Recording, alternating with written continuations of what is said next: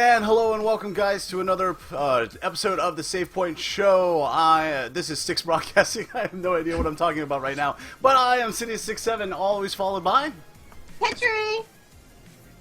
Your Pandora. And Castle143. And we have a very, very special guest today, our newest member of the stream team. We have MRV Gaming, or Merv. Merv Gaming. Hey, welcome to the show, and thanks, and congratulations for being actually our youngest member of the Stick Streaming. So, Yeah, thank you. how are you feeling right now? Pretty nervous, not gonna lie. That's okay. We've never done this before either, so don't worry about it. It's our first time. Well, welcome to the show, to the Save Point Show, Merv, and just again, no need to be nervous. Just talk what's on your mind. Feel free to jump in. We'll be talking about some news here and there and stuff, and then about the 8 o'clock hour, we're gonna talk a little bit more about you. So let me get my things up here. What have we? We usually start out talking about things. What we've been playing at. So, we'll start off with you, Murph. What have you been up to lately? Basically playing The Sims 3, The Sims 4, and I've tried out City Skylines, but I have to get a little bit more acquainted with it, and also Civilization 5. That's my game basis, I guess, I've been doing lately. Civilization 5, now that has been a game that's been out for years and years and years, like in the new ones. How are you finding the fifth game? I like it because you have a lot more type of area to work with, like so many expansions, a lot to do. But like, because I have Civilization Beyond Earth, but it seems like you get bored with it because there's not much you can do as if you were playing Civ 5. Yeah, cool. Kaz, what you been up to lately? Arma 3. Arma 3. I've been playing a lot of BRs in Arma 3. I also been playing Grand Theft Auto 5 for the PC. Cool. How are you enjoying Arma 3? If I can't tell already that you're really, really enjoying it. Like I said, it's been on my wish list for about, I don't know, 6 to 8 months. I mean, I've been wanting to buy it, and what always happens is there's always some other games that come out that I just can't live without, and I end up buying them over that, and it's not cool. But I've had Arma 2, I've had all the Arma games, and I absolutely love Arma 3 because I like the real military sim type of game where actually when you aim with the sniper rifle, it's not just a direct shot, it's you actually gotta worry about wind and bullets drop and all that other crap. So I've been playing that all out lately. What else have I been doing? Mortal Kombat 10, I finally finished the storyline. Nice. That's an interesting storyline, isn't it? You know what? And I loved that there was a story. And I know we talked about this before the game was even out. Wondering and wishing that it did have a storyline, because that's the only thing that I felt that Mortal Kombat was always lacking, was a storyline. And knowing that it had a storyline, I was all in. I thought it was great. I had a good time with the storyline. Some parts were like weird here and there, but seeing Scorpion be a good guy was kind of really weird. Without a flaming skull, but that's okay. But I really truly enjoyed the storyline. Yeah, and they gave us a little bit of a teaser of the Jason Voorhees, and a lot of people were expecting it to come out last Friday, but unfortunately, it was just a patch to get ready for the new upcoming characters that are going to be released. So, from what I understand, May 5th is when Jason Voorhees will be released. If I am correct to say, right? I believe that's what it is too. Unless they're having a hell of a time with the PC version. They made a bunch of mistakes with the PC version. But again, it wasn't NetherRealm, because NetherRealm actually dictated and basically outsourced the PC version to another company called High Voltage Gaming or whatever it was called, and they did a shitty ass job with the PC launch. We were waiting 8 to 12 hours after release. I mean, even longer than that. I think it was like 16 hours after release to actually unlock the story version. All we had was the tutorial and just basic one-on-one fighting. That was it. No, single player stuff, right? Yeah, that was. Yeah, but we didn't even have all the single player stuff. We only had just one-on-one. That was it. Jeez. Okay. Titch, what you been up to? You've been trying all sorts of games. You've been trying all sorts of games. I have. I have been playing some different games than what most people think of me for. I've played. Can't even think of everything I've played. I played Life is Strange.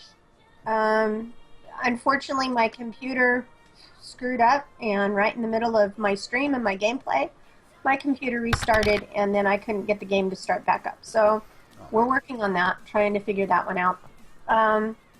I've been playing Sims 4 some.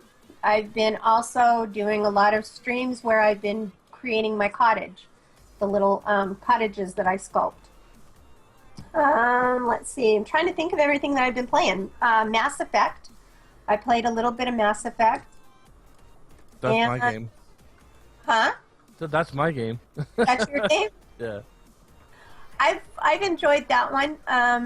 It's a little tricky for me, but I'm playing it on the PC.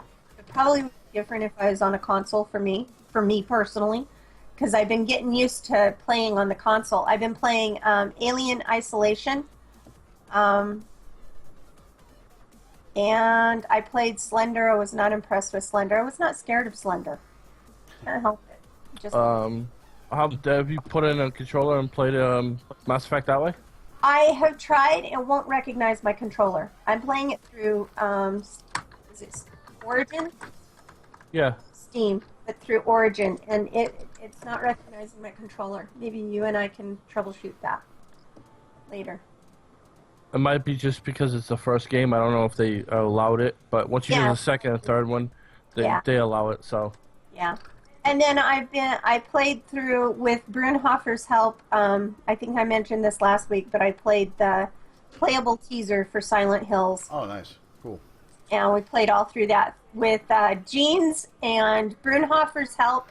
I got through, and Sambird. Sambird, me too. What did you think of PT? I liked it. It was scary. That one actually made me jump a couple of times, which was awesome. I like it when a game will actually scare me, because it takes a lot to scare me. You know that I'm not easily scared. Awesome. Pandora, what you been up to, man? I've been playing a little bit of GTA on the PS4, and I actually went back and started playing some Deus Ex Human Revolution on the 60. Getting excited for the new release.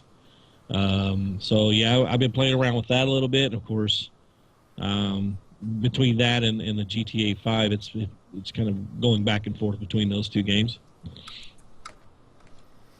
Anything else? Any updates with your illustrations or your Talon book? Yeah, I've been streaming. I don't know. I think I streamed it like 2 or 3 days this week. And I actually was doing a little sketch for off of was it Kano from the Mortal Kombat 10, which I did for Nomad TV, since that's the character he loves to play. And Saturday we were supposed to have Nick from Imperial Rule, but he come down with a fever from working so many hours. Oh, man. And I guess that's how it goes sometimes, man. He come down with a really bad fever, and he just wasn't able to make it this past Saturday. But we're working out a schedule for him to appear in a upcoming day. Okay, good. So, yeah, and keep us up to date with that. All Absolutely. right, we'll do. Because yeah, I definitely want to see with you and Nick doing that and answering the questions with Imperial Rule and such like that. So because we're getting closer and closer to either alpha or alpha release, right? So Right. should be fun. Let's see, me. I've been mostly sitting in front of my computer like this. I've been playing a little bit of games. I've been playing the indie game Helldivers. Helldivers with BCK and Brunhofer. We've been just having an absolute blast with that game. It is a very, very fun game. Not so much fun when you're playing by yourself, but definitely fun with your friends. And accidentally running them over with a tank is always a lot of fun. Accidentally shooting them in the back. Oh, I've also been playing it with John Brito. I'm sorry, I didn't mean to leave him out. So yeah, BCK, Brunhofer, and John Brito. I didn't mean to leave him out. But yeah, we've been shooting each other's in the back, landing orbital drop ships on top of each other and such like that. All in the name of fun. So I've been playing a lot of that. I tried a couple of indie games today. One of which was called Spooky House, a jump scare thing, but unfortunately, it doesn't work. So it just keeps crashing, and they've addressed the problem. They know there's a problem, so hopefully they might fix that and patch it up and fix that. The other one I tried was called Cargo 3, and it's $1 on Steam, but it was not very good, so it's not even. It was actually just downright awful. They had potential, but it just wasn't there. What else have I been playing? I was thinking about booting back up Assassin's Creed Unity. Was going to play some of that, and never got around to it. Instead, I started doing some more Photoshop art. If you guys saw a glimpse of it, I did finish it up. Here, let me pull that back up again. Image, there it is.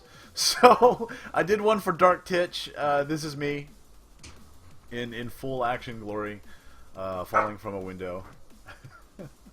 So that's what I've been. I actually did that before the show.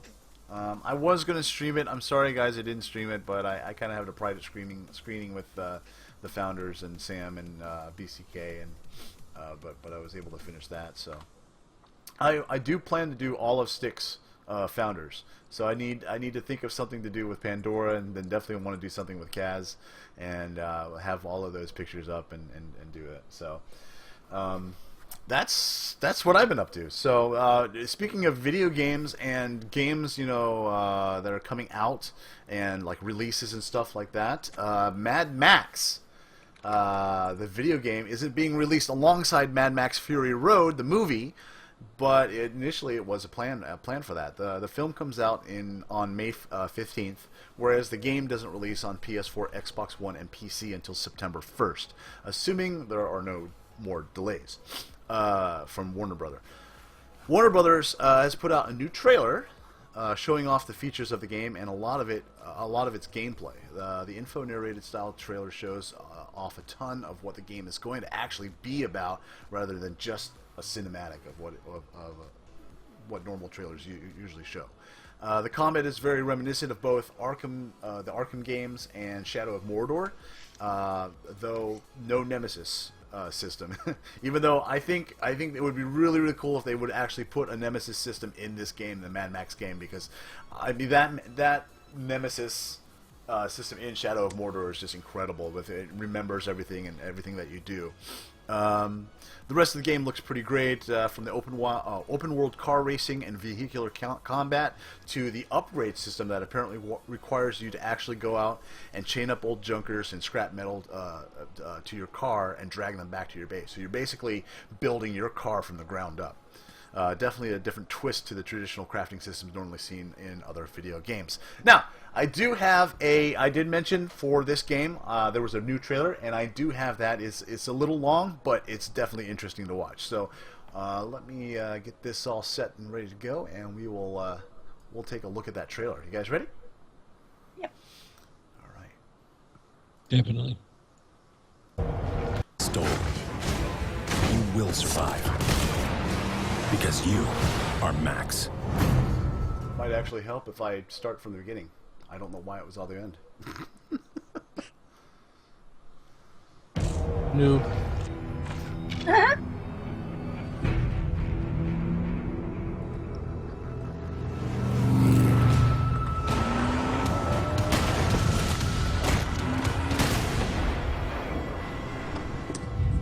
I never asked you your name. Max. My name is Max. In Mad Max, you begin with nothing. Your car, your family, your life. Everything has been taken from you. Now all that's left is your will to survive. The first thing you must do is build a new car. Here she lies, a magnum opus. This is your magnum opus. Acquiring necessary gear throughout your journey allows you to upgrade your vehicle. These upgrades will let you build and customize your magnum opus just the way you want.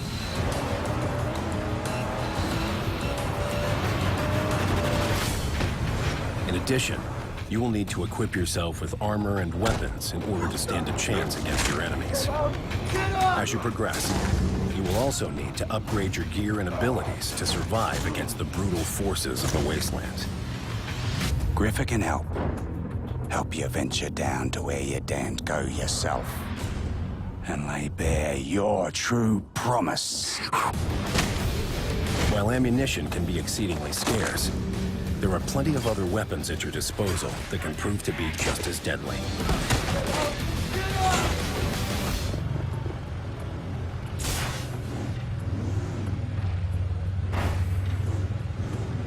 The wasteland is also filled with valuable scrap that lets you forge new weapons, upgrade armor, and make powerful improvements to the magnum opus, providing you with the strength to continue fighting effectively.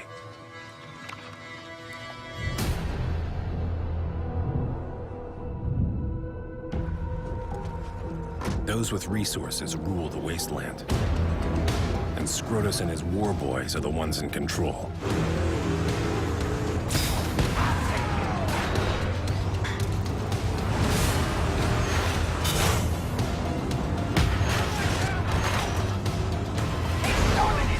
They are merciless, lethal, and relentless in their thirst for blood. Out here, if you want to increase your chances of survival, you can't let anything stand in your way. You must be ruthless. The wasteland is no place for a conscience.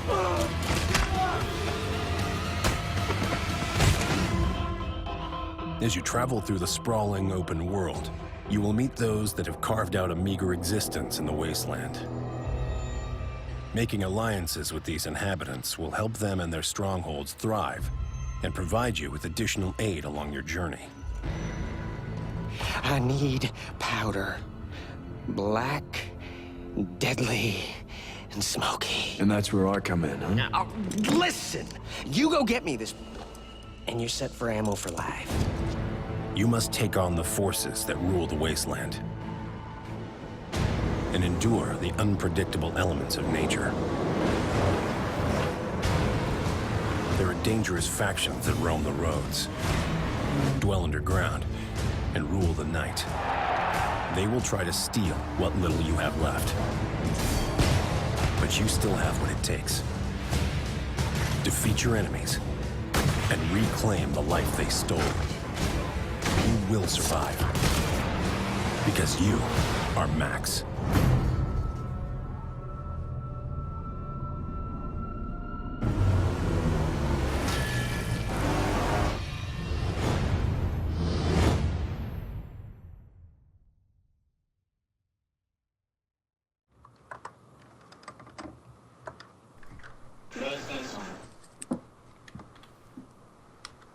So there is a glimpse at the new trailer for the new Mad Max game. That looks really cool. I can't wait for it. BZK is like, I'm not that excited. Hashtag Game of the Year. Eat mealworms out of somebody's body. Ugh. Hey, when you gotta survive, hey, that's an excellent source of protein. Even though I'm probably never ever going to do that, so I can't speak for myself. So Mad Max coming out in September-ish. Oh, fuzz. Sorry. So yeah, September 1st-ish, and then the movie comes out before that, May 15th. So next up, we do have let's see, where are we? Titch's tips, and what do you have for us today? I'm going to talk about the new photography career in the Sims Get to Work. If you could load up image number 1. Absolutely. It's the Sims 4 Get to Work logo, but I hope you guys are enjoying the Sims 4 Get to Work expansion pack. Whether your sim is saving lives as a doctor, solving crimes as a detective, or creating wondrous inventions as a scientist, or developing their very own retail business, keep the stories and photos coming to Sims 4 live on their website. They are really enjoying that, and they want you guys to keep posting them. But speaking of photos, I thought I'd dive a little deeper into the new photography skill in the expansion pack and give you some tips for capturing all the memories your Sims are creating. Let's start with selfies. In image number 2, our Sim is taking a selfie. For every selfie your Sim takes, it improves their photography skill, so go crazy.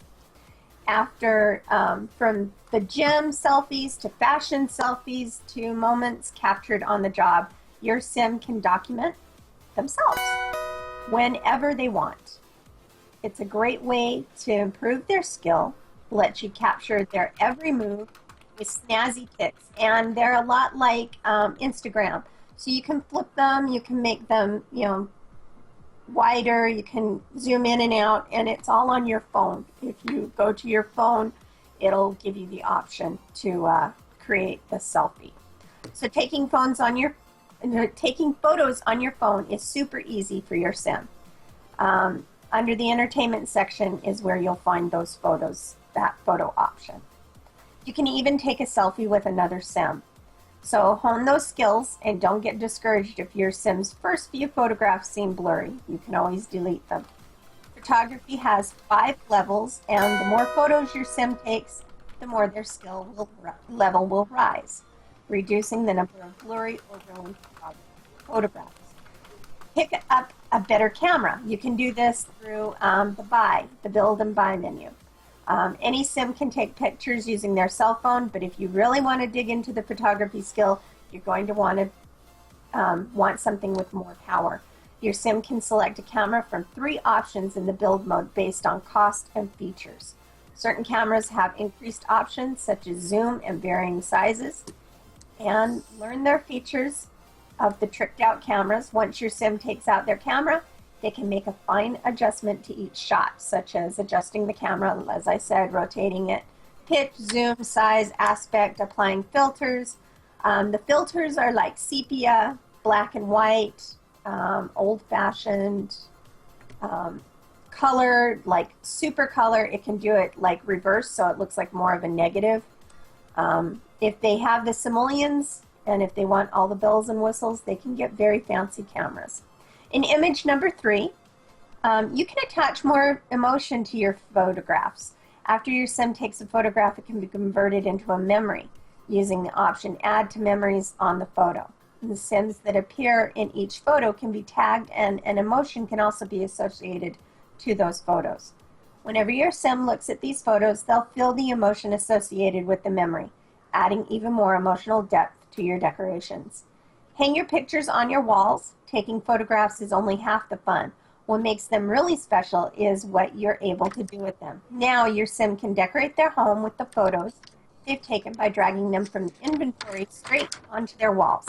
Pop art, collages, landscapes, or abstracts, whichever style suits your Sim. They can display their photographs in image number 4. You can see that you can set up a photo studio.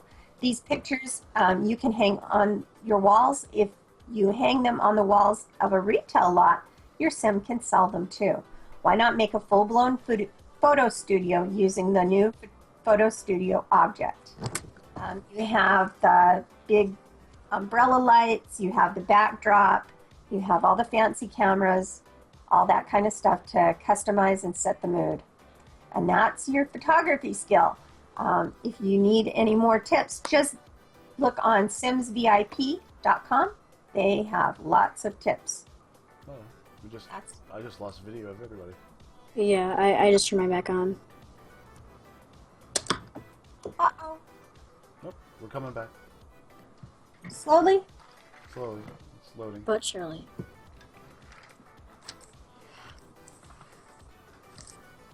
It's kind of odd. Everyone's kind of shadowed. Yeah, it's that stupid thing. Even though we reset it. Oh. Well, do you want to call back? Yeah, I'm gonna have to. All right, guys. Sorry We for will be the. right back. Yep, sorry for the technical difficulties. Oh my gosh. So, hi guys. So that's Titch's tips, and we definitely will be back in just a few minutes here. Again, if you guys haven't checked out our website, it's sticksbroadcasting.com. If you missed any of our shows for our previous shows, all of our stuff is listed there, plus some really cool stuff, as well as some applications as well too. I also have up. I had posted the pictures up from MegaCon from this year. A couple of weeks ago. It's got some really cool pictures of what the events of going on in MegaCon, plus a couple of celebrity pictures as well. We got to see Norman Reedus and such like that.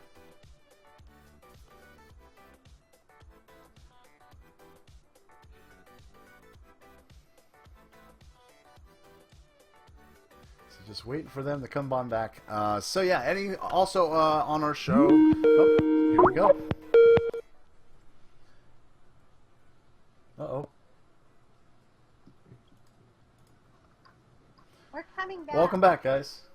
Thank you. That was weird. It was Very. weird. Well, that's Skype for you. Well, I'm glad you guys are back. Did you miss us? Yes, I missed all you guys. So why is mine? I know you can't start. I know. Okay, mine is like you can't start your video. It's like yeah, I know because I'm using it. All right, there it goes. And let me redo this with oh, there we go. Yay, and we're all back in frame. Awesome, cool. So I'm sorry, Titch. Were you? Did you have anything else to say about the Sims, or was? I just wanted to say about my Sims stream itself. Yeah. If you can load up image 1 for the Sims news for me. Yep. So I'm having a new followers participation raffle. As you guys know, I announced this last week. But for those who have not heard from last week, I'll be offering followers a new way to become a part of my Sims 4 game. My first winner was Sims 3 Fan 2009. And we added her sim to my game as well as a house she had built from the gallery.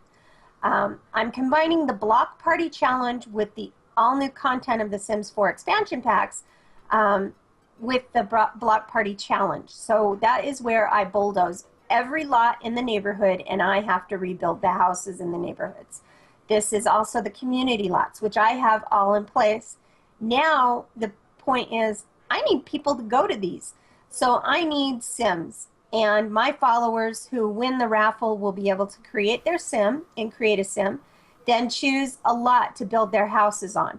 And with me live in the stream, they'll be able to do that after the raffle if they win. And we'll draw a new winner the next day. But basically, they will go through an entire day, the next day of their life, and then at the end of the next stream, we'll draw another one.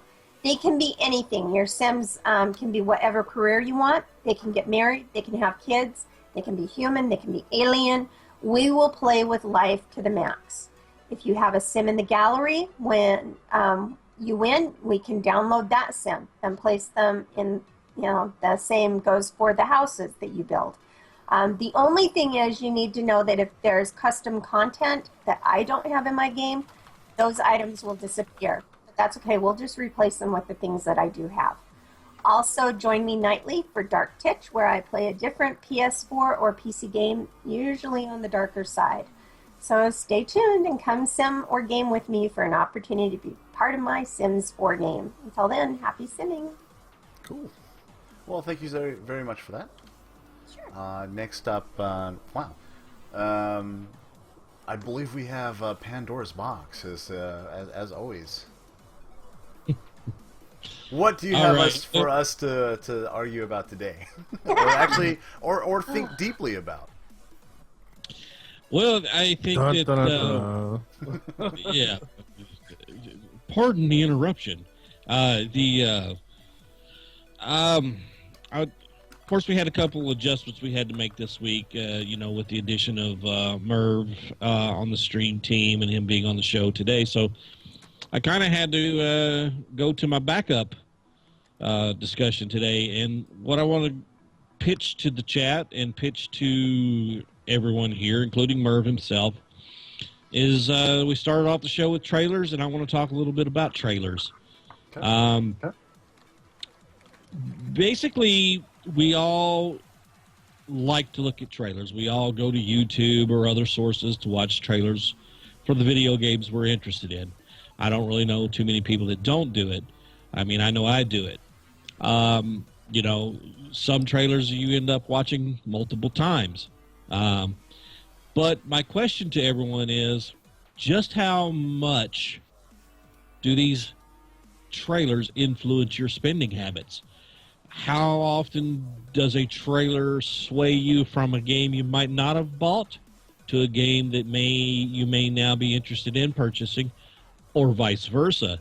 A game you thought you were going to buy, but you see the trailer, and now you have second opinions or doubts about this game. And just how influential are trailers to you as an individual, as a consumer? How much does it affect your spending? How much does it affect your library of video games and your collection? I mean, just how powerful are trailers to you guys? So I kind of want to discuss that a little bit today. Okay.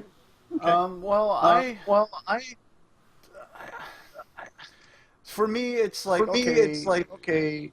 Yeah, we have a trailer of the new, like, you know, whatever game it is. I have to think, okay, have I played this game before? Is this a prequel? Is this a sequel of a game or something like that? Not prequel, but I was thinking of movies. Sorry. Is this a sequel to a game?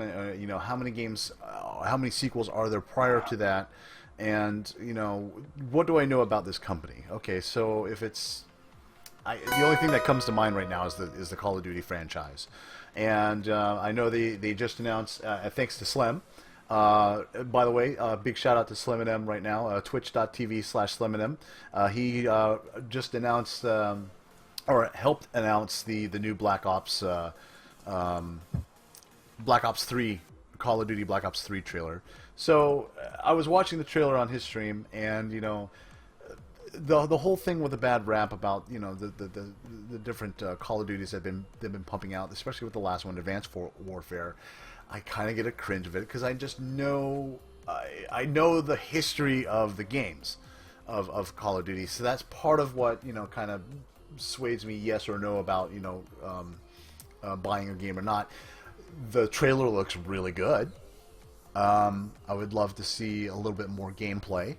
It showed a little bit of gameplay, but trailers and the nature of a trailer is, especially for video games, is they show you all the cinematics.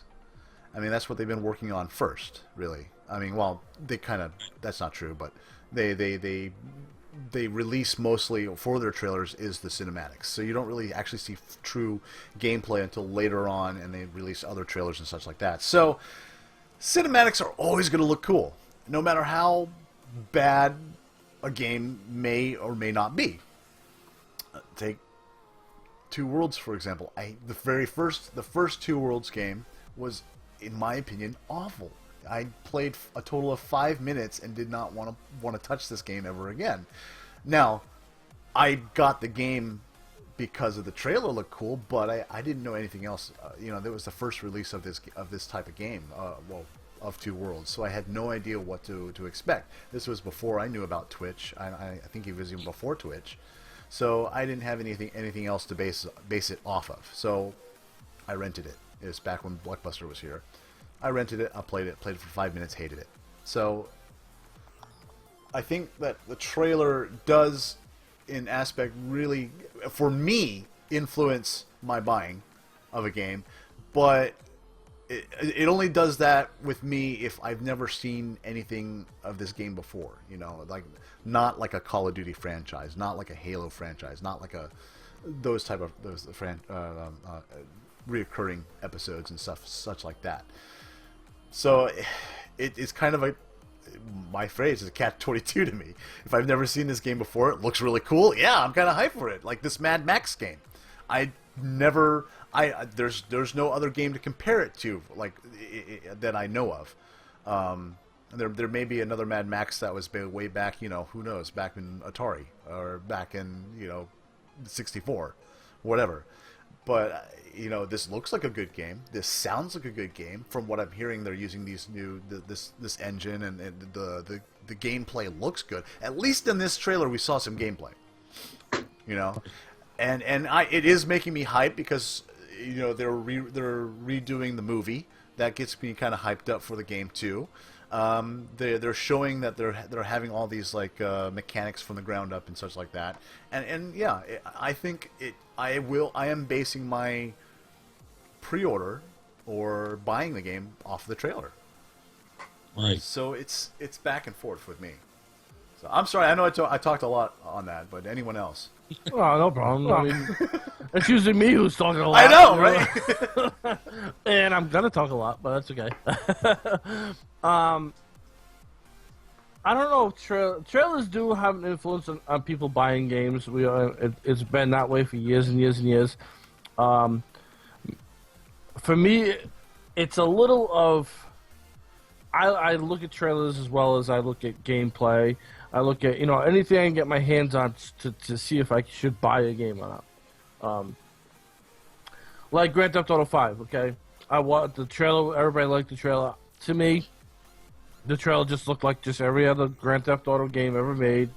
All the same crap, same whatever, and I didn't like it. So, I looked at started watching people playing it on Twitch and streams, and I started getting into it as far as the story mode. Now, I'm not a huge Grand Theft Auto fan. Anybody that knows me knows that I like more Saints Row than I do Grand Theft Auto. I think the only Grand Theft Auto I really ever enjoyed was Vice City. I had a ball with Vice City. But like you just said, this Mad Max trailer now I was almost drooling. I had to almost wipe my mouth because it's all the things that they were showing me actually shows me that they are really, committed on what they're doing, and they're giving us all the information. Now, instead of me reading all this information about, going out and out in the world, just scavenging pots and metal and that and bringing it back, they show you it in the trailer, okay? They show you how the physics work about this whole thing. So now I know how it looks in the game. I know how, I know what to expect now. I like the way they're showing this. Now, I already said it, hashtag Game of the Year. Because I like the way that they're showing things. And if they deliver on 100% what they're showing, I'll stand by it. Because I don't think there's going to be a game that's going to be more diverse and more open than probably this game will be this year. So I think, in my opinion, it'd be a Game of the Year contender. Now, Star Wars Battlefront. Did that trailer make me... I love the trailer, but am I going to buy the game because of that trailer? Hell no. That doesn't show me anything that I need to see. I know what Battlefront is. I know it's going to be Battlefield / Battlefield with the Star Wars skin. That's exactly what it's going to be. This new Call of Duty trailer that just was released today is another one. To me, it was way too much Advanced Warfare. It's supposed to be Black Ops, now it has Advanced Warfare in it. So they're trying to do too much with the game and try to cross over all their games together, and it's not. I won't even touch it. It's not a game that I really look at this year. Again, it's all on depends on what you look at in trailers. I do the same thing with movie trailers. I watched. Matter of fact, I watched the Marine 4 the other day, yesterday, and I thought the movie was absolutely good. The trailer made it look pretty good. The only thing that really drove me insane about the whole movie is Summer Rae. I couldn't stand Summer Rae at all. She's the worst actress I've ever seen in my life. She can't even hold a damn gun right. So, it's one of those things you gotta... you have two sides of the line, and some parts of this line might help you, and some parts on this line might help you. It's you got to pick and choose. For my $60, I'm gonna do as much research as I can before the game is even out to make my decision if I'm gonna buy it or pre-order it. And just by this whole thing with Mad Max, that's a game I'm probably definitely gonna pre-order and buy. Titch or Murph? I based my view on the game by the creators and, of course, the trailer. But, like, Call of Duty, for example, I also went to my friends for their opinions, too. I also listened to other people's opinions about what they're thinking about the game, and then it brings my view to a better perspective, or maybe even worsen it a little bit about the game. So, that's my little thing. Titch. Well, we all know I buy games for trailers. I mean, Bloodborne, Sword, One. Well, yeah. When Bloodborne first appeared and that trailer came out, she said, "I want that sword." I want she had to that wipe sword. the drool off her face, and I said, "Okay, honey, I'll get you that sword."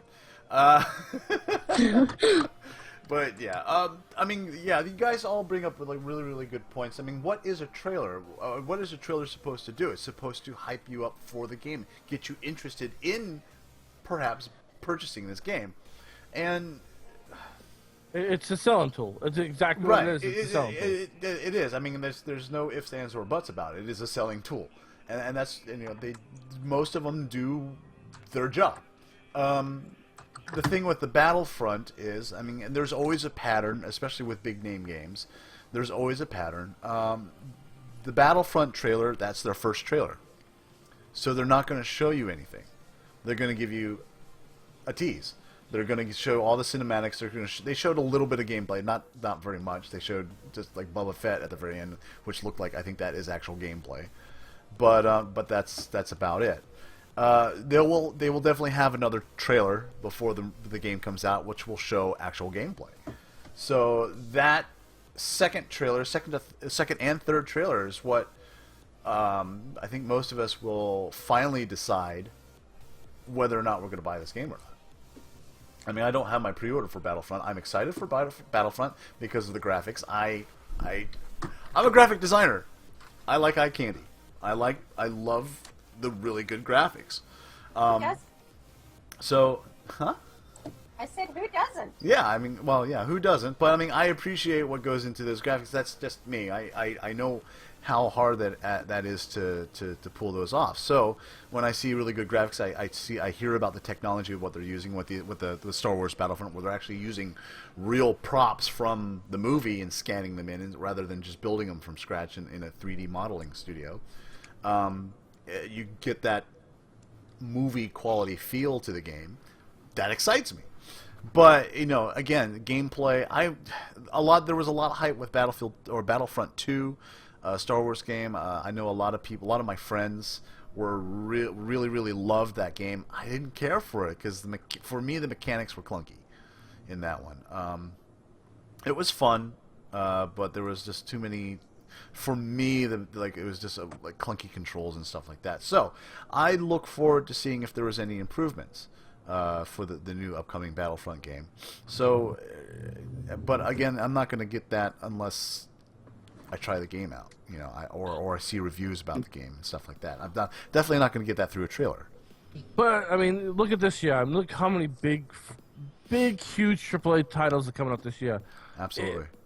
They really got to sell themselves with these trailers this year, because if they skip out on any of the games, it's not going to be good for them, because there is way too many AAA titles coming out. We have Division, we got Rainbow Six Siege, we got Battlefront, Star Wars Battlefront. We have obviously Call of Duty is going to be huge. Yeah, Deus Ex just announced. So yeah, Deus Ex. We got all these, the new Assassin's Creed Victory when it comes out. Right. Even though they had a blunder last year, it's still going to sell good because it's an Assassin's Creed title. It's a AAA title, right? Right. And they're running into the same competition that movies do. So they got to really. I mean, they have been. I mean, this is nothing new. They have to plan when they're going to release these things because everything comes, falls down to timing for them, to get the most optimal, bang for their buck, not our buck. But yeah, I mean, they're going to run into that problem as well. So they, especially with all these AAA titles coming out, they really have to skirt around who out of all these AAA titles, are we going to go up against, basically.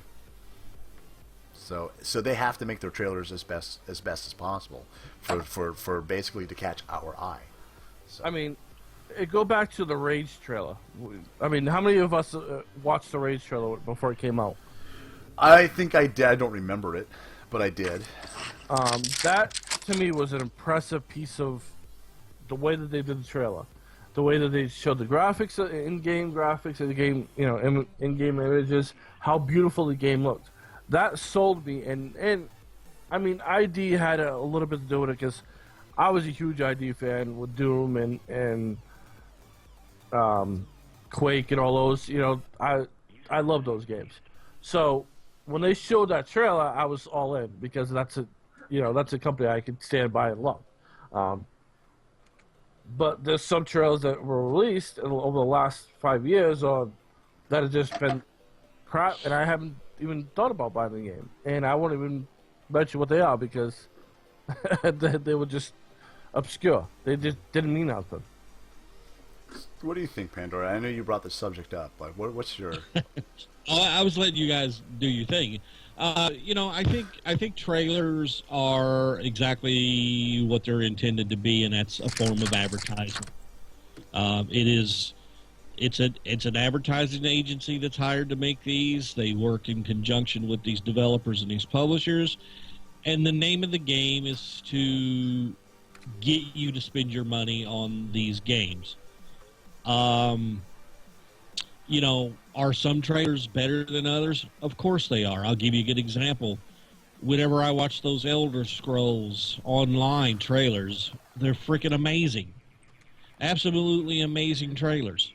I sometimes think I'd much rather see a full-length movie-length trailer of a lot of the things that I've seen from the Elder Scrolls Online and not even worry about playing the game because the trailers are so awesome. It's like they've got some, great storytelling going on. The animation looks great. The artwork looks fantastic. Did it make me want to buy the game? I'm still on the fence, but it did entertain me.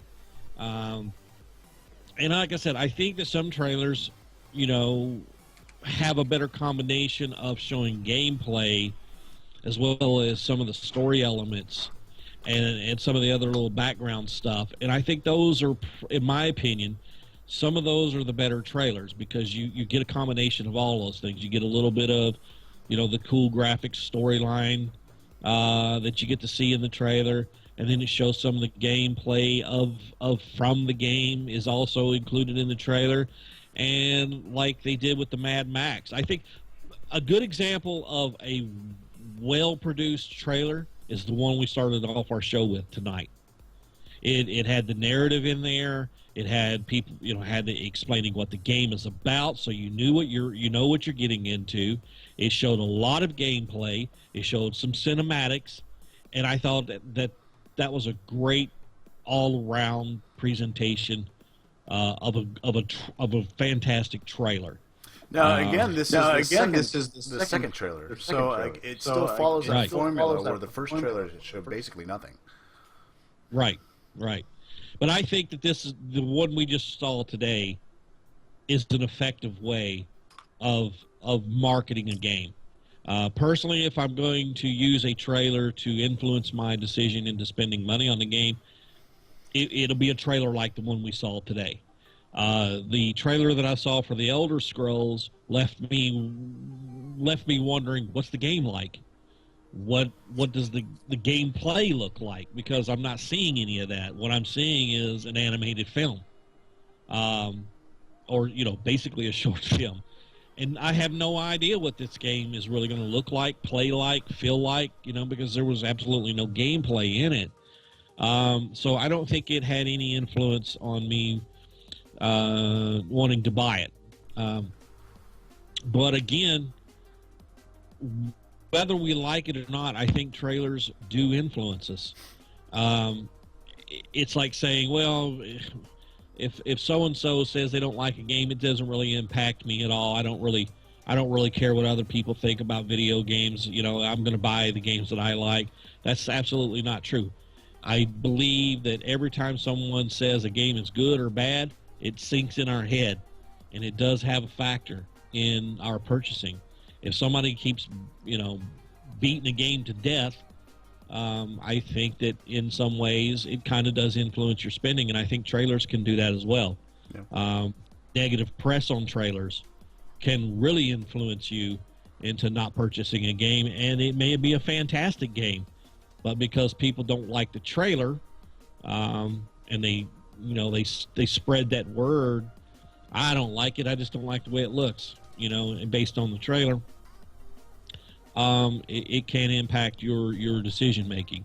I mean, I think that's what I'm getting at. I think every little thing factors into us purchasing games. What our friends say about it, what trailers, how trailers are presented to us.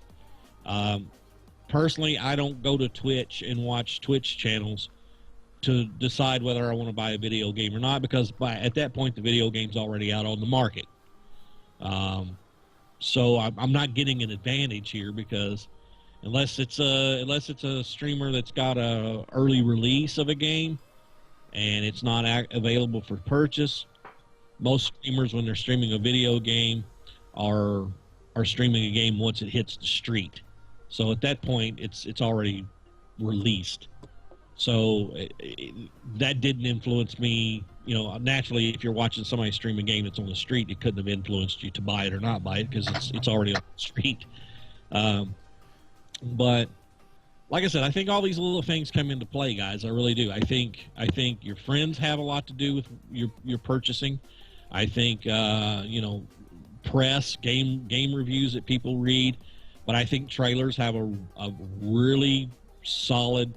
I mean, they make a real solid impact in our purchasing decisions. I think they kind of sink into our subconscious a little bit, I don't know how many times, I don't know about you guys, but I don't know how many times I have watched the Siege, Rainbow Six Siege trailers, and I get goosebumps every time I watch it, because I want to buy this game so bad. And the trailers are doing nothing more than just making me want it faster, making me want it sooner. Well, that's what they're supposed to do. Right. And you notice those are gameplay trailers, in-game footage.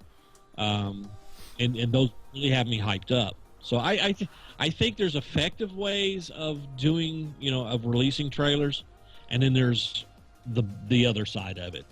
There are trailers out there that just absolutely will turn you and make you not want to buy it, because the trailer looks so bad, or there's not enough information about the game, so you don't want to run you don't want to take that risk. So I don't know if that's done that to you guys, but I know that I've been caught up a lot of times with trailers impacting my decision more than I thought it would. And I that has happened to me. I admit it. Some trailers have really turned me around and on a game that I just didn't want to buy. And others have turned me the other way. It was a game that I wanted to buy, and when I actually saw the gameplay, I was like, nah, I don't want that. I'm just not interested in that game. So I don't know if it's done that to you guys, but I know it certainly has. I'm definitely guilty of basing a purchase off of a trailer. And before the PS4 came out, well, even as the PS4 was coming out, I saw the trailer for the Division. And just from that trailer alone is what I said, that's it. I'm buying a PS4. That's the console. I didn't know the stats at the time. I didn't look at the stats at the time. I didn't care about the stats at the time, which one was better, Xbox One or PS4. I had an Xbox 360. I loved my Xbox 360. I was, I had a PS3, but when I saw the trailer for the Division and it was gameplay, and I mean that was the only trailer that I've seen was the gameplay one where they go through the diverse open world area, and they had a guy come in on a drone that he was actually on his tablet playing with them, and then leaves and such like that, and then the actual gameplay, the bells and whistles, and the beautiful cinematography and the graphics on it. That's it. I'm buying a PS4, and I based my purchase of the PS4 off of that. So I'm definitely guilty of that. So Yeah. Okay, well let me pose this question to all of you guys, as well as the chat. In kind of wrapping this up and closing so we can move on, but we've all said that it does kind of have an influence on us. Okay, we've all kind of admitted it. Even some of the people in the chat are saying, yeah, I made a bad purchase because I thought the trailer was awesome and the game turned out to be crap and whatever. I'm going to close out a little bit with this question. If you could script a trailer, okay, and you were in charge of producing a trailer for a video game, I don't care about movies or any other subject, let's stick to the video games here. If you had the power to produce a trailer, what would you include in that trailer? What would you ideally want in a trailer to convince you as a consumer to buy your game? Mad Max trailer. To be totally honest with you, the way the Mad Max trailer is, I mean, we all know the first one, they really didn't show nothing. But this one right here, this one, they show you and they explain to you everything in the game. And it might not be every single thing, because I don't think they want to give away spoilers, But I still think that they gave you enough to nurture and get your senses wet of how you really want this to be and how well you're going to buy this game out. I think the way that they did that was absolutely amazing. That's what I said. I mean, I was on the fence. I mean, I love Mad Max. I watched the movies, in the 80s, and I'll watch the new movie when it comes on. Thunderdome was absolutely incredible. I was on the fence. I was like, they're making a Mad Max game. I don't know if it's going to be good or not. And I loved what they did with it. Again, that's one thing that I liked about it. Another one was, hate to say it, but we were all interested in it. We were all in that freaking room. And when I said it, when I showed it to all you guys last week or the week before with the new Deus Ex game, the way that they did that kept everybody intrigued. I mean, we had Brunhofer in there, we had Slem in there, we had everybody, all of us were in there. I am ashamed to say I sat there for 5 hours watching a man sit there in the middle of a damn room. Yeah, see? I mean, and I kind of knew it was Deus Ex before, just the little hints that they were giving, but I still sat there and waited until they released the trailer because I was that into it. I mean, I thought it was great. That was amazing how they did that, and that was the first time anybody's ever done that so far. And you're going to see that more and more. Twitch is going to be used for that reason. I don't know about you two, but I think those two examples are what really will drive. They drive me to buy the video game. I don't know about you guys. Well, I agree. I'm gonna give me a second here, real quick, Sid. There was a point made by Hannakins, and I want to bring that up because it may help you with part of your discussion here, Sid, as well. Let me make sure I get that. Make the trailer playable, like they did with the Silent Hills PT. There's another option. I hadn't even considered that because I totally forgot about it because that's a fairly new concept. What do you think about that? I mean, is that another way of really intriguing, consumers? So, with that said, you go ahead, Sid. Well, I think Murph was. Were you going to say something before we went on to this next subject of the trailers and stuff like that? I think you were. Yeah, trailers have a big effect on what I perceive of the game. But I also like with City Skylines, I was like, oh my gosh, this looks like really, really good. I might want to, pre-order this. And I'm like, wait, this is gonna be like another game where I just bought it on instinct, thinking it was good, and then it turned out to be bad. So I laid back and waited and saw people's gameplay, like actual people, not the company playing it. Like I think it was like B00. I don't know if you know him, or Yogscast Sips. I watched their perceptive or like playthrough of the City Skylines, and it definitely made up my mind on the game. Yeah, it is like games like City Skylines, because there's so many simulators out there, and there's only so much you can do with simulators. So I totally agree with you. Like my biggest thing, because I bought the same game, I played the same. I like the game. I love the game. But before I bought that, I'm like, is it going to be another like Sim City? Where Yep, that's what I was gonna say. I'm gonna have to turn off all the destruction and all of the thing, and to just play the game, vanilla as vanilla can get. But I think Titch was the one that bought it first, and I think I saw, who else did I see? I saw Cat Lady Coco playing it, and it was Cat Lady Coco and Titch, and then I said, hey, that looks pretty cool. So it wasn't the trailer so much that persuaded me for that one, because I mean, I actually, I don't even think. No, I did look at the trailer on Steam. So, but it was just, the trailer on Steam was just a generic trailer, so it really didn't entice me, because I previous experience from before. But seeing other people play it did help me with that decision. So, Titch, were you saying something, or were you going to say something? From somebody who has actually played the playable teaser, Silent Hills lately, I mean recently, within the last couple weeks, I can tell you that playing that made me want the game even more. I wanted it anyway. Very interactive trailer. But because I had seen a little bit of information and then I went ahead and I played, that made a huge impact on me, and I want that game now. So I will probably buy it when it comes out, just because I've already played a little bit of it. My appetite is wet, and I want that. Yeah. Now, the playable trailer type of a trailer is not going to work for every single game. No, it's not. Absolutely. I mean, I could see it maybe if you had other than beta, because like I know Destiny had alpha and beta. It was basically a playable trailer, but at the same time of them fixing bugs and stuff like that. Call of Duty has betas every now and then and such like that, so I can't really involve those. But games, I don't know. Would you call a demo a playable trailer? Yeah. No. I would. The two people that always disagree with each other. Right. Well, that's why I posed that question. So I mean.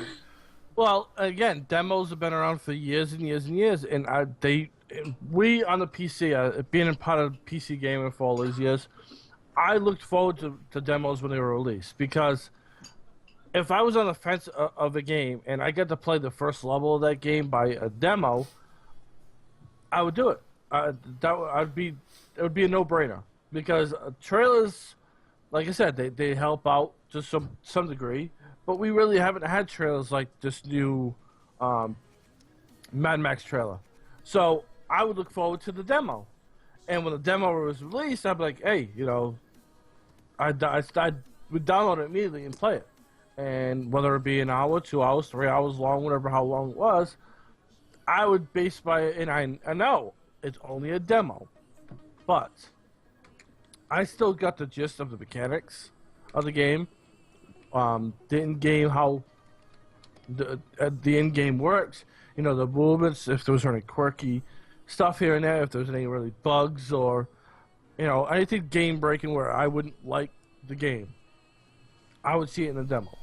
So, and one of my favorite games of all series, I didn't even play the game until I played the demo first, which was Football Manager, way back I think it was 2008 was the one I play the demo of, and now I buy it every year, and it's one of those games I buy every year. And the reason why I bought it is because I was looking to a managerial sim type of game, and I bought it and I played the demo. And I bought it and I've loved it ever since. Certain games, when they do free trials of MMOs, I know I'm probably not the only one here that will jump on that in a heartbeat to see how it is.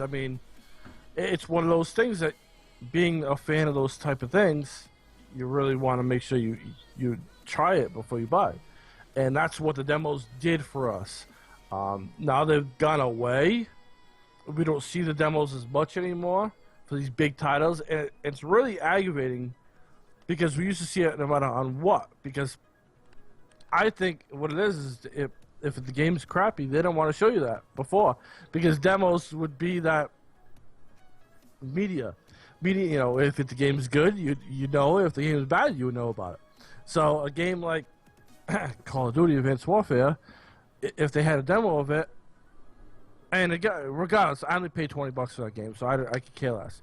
The game is crap, and we all know how I feel about Call of Duty. But anyways, if they had a demo of the game, I could have saved actually $20, and that's the way I look at it now.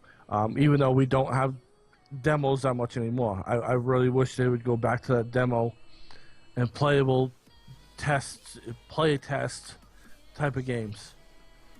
Yeah, but what if they gave you the demo and then you have your perception of the game like you said, but then that's when them losing $20, because you played the demo and decided not to take the game for yourself. Well, as a good company, they should be worried about. Yeah, they're a consumer. Yeah. Correct. Just to clear up a little thing, we did do a piece I don't know if it was last week or so, but it was a couple weeks ago. We talked about the future of Silent Hills. I know there's a big Silent Hill chat going on in chat. From the last news article that we had was Kojima was being released, or was leaving Konami. But from what I understand, he was going to be staying until the release of Metal Gear Solid 5. 5? Yeah. 5. Yeah, Kojima, he's fired by Konami. Right, but he will be staying through until the release of 5, which the release of Silent Hills is in between that. So... Well, he's contracted. Right. For both of those games. So he's still contracted for the new Silent Hill and for the new Metal Gear. So he's still, even though he's fired, he doesn't work at the company anymore, they still pay him for his work on those two games because they have him as, he's contracted, so he's an outside source now. And that's how they pay him. Once he's done with that, he'll be gone probably, and he'll go either start. And we were hoping that he was going to start his own company, and we discussed this a couple weeks ago with it, Right. But also, BCK did bring up a good point. Kojima has been known to be a big troll too, so we don't know what's going to happen there. So yeah, maybe he will do a new company. Yeah, the only thing that you can do is watch and see. And Katie quoted a article. It was IGN, which is, yeah. So, but yeah, Wait, to answer that question, it's a lot of rumors. There's a lot of hearsay, It's a lot of hearsay. Nobody really knows yet. No, that actually helps, hype up a game. If they think that it's going to be canceled, if they start trolling you to make you think that it's going to be canceled, that just brings the hype up even more. Well, no, that is confirmed that he was fired. Yeah. No, I'm not saying that. I'm saying they're now saying that Silent Hills is canceled altogether. That's the rumor.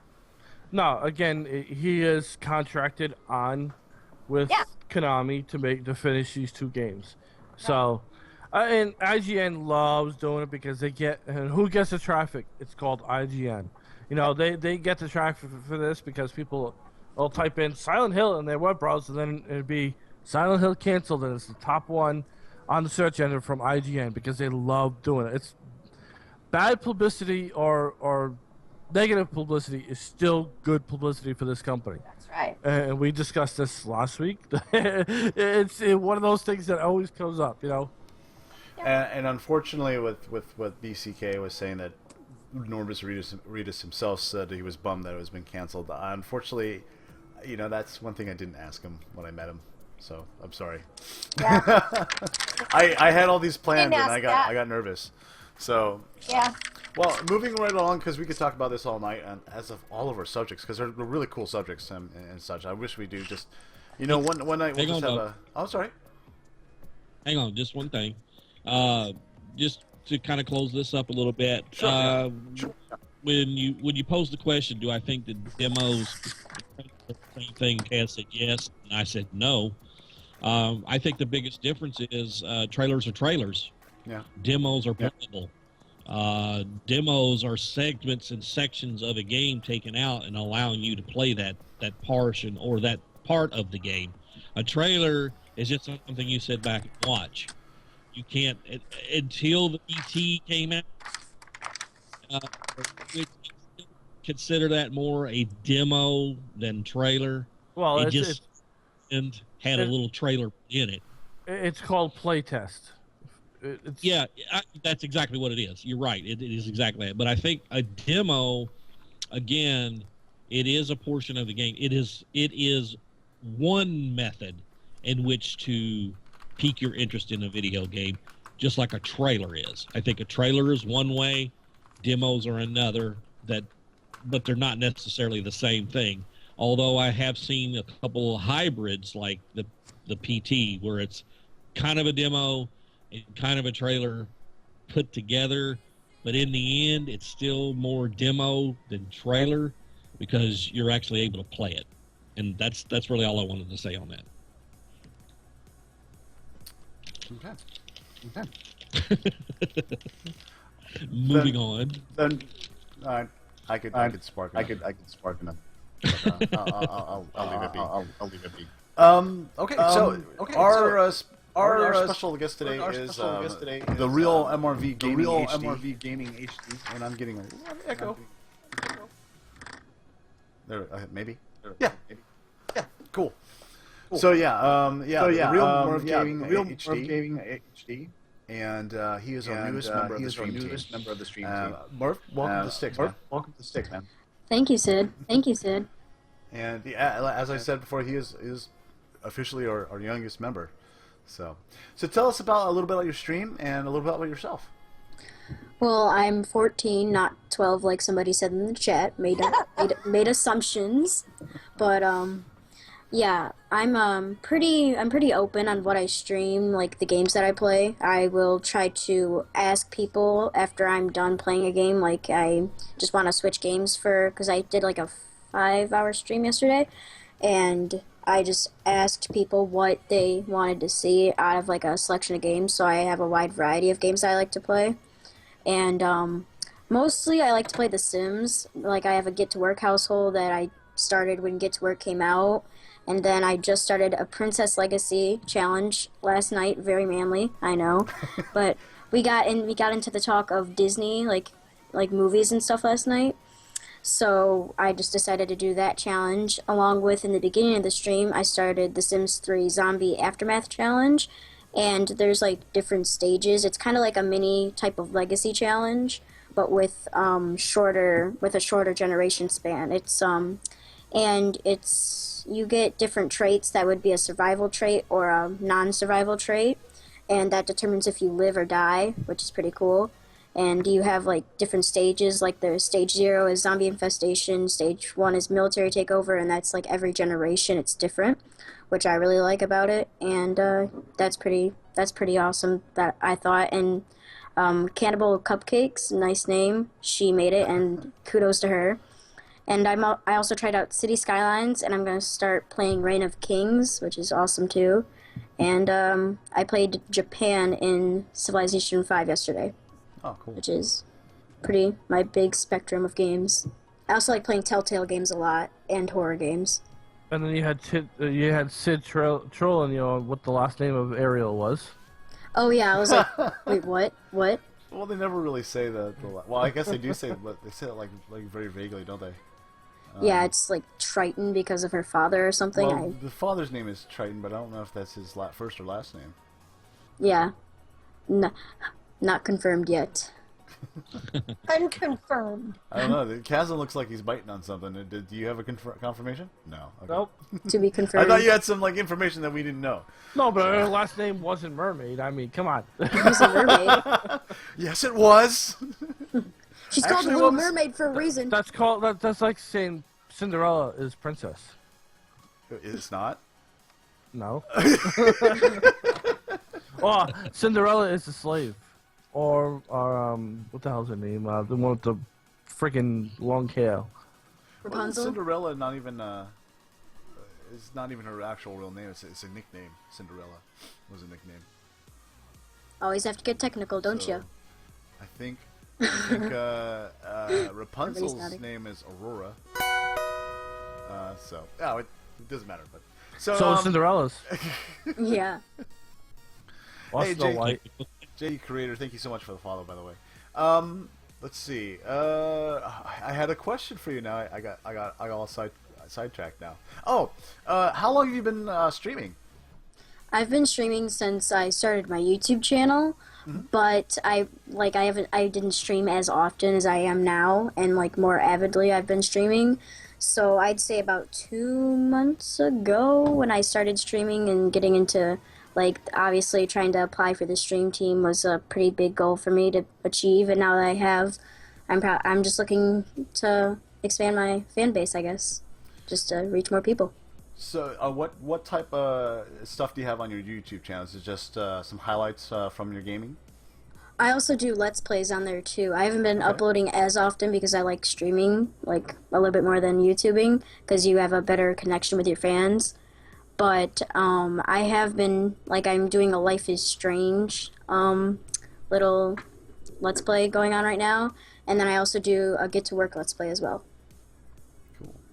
And what drew you to live stream, like on Twitch? Well, I think I can't remember what drove me to it, but I do remember I saw on YouTube people were saying, "Hey, I'm live streaming on Twitch." I'm like, "What is Twitch? Is somebody just like I don't know, twitching on a screen? I don't know." And like I was like, and then I just started looking for it, and then I finally found it. I'm like, "Wow, this is pretty cool. This is gonna be pretty big soon."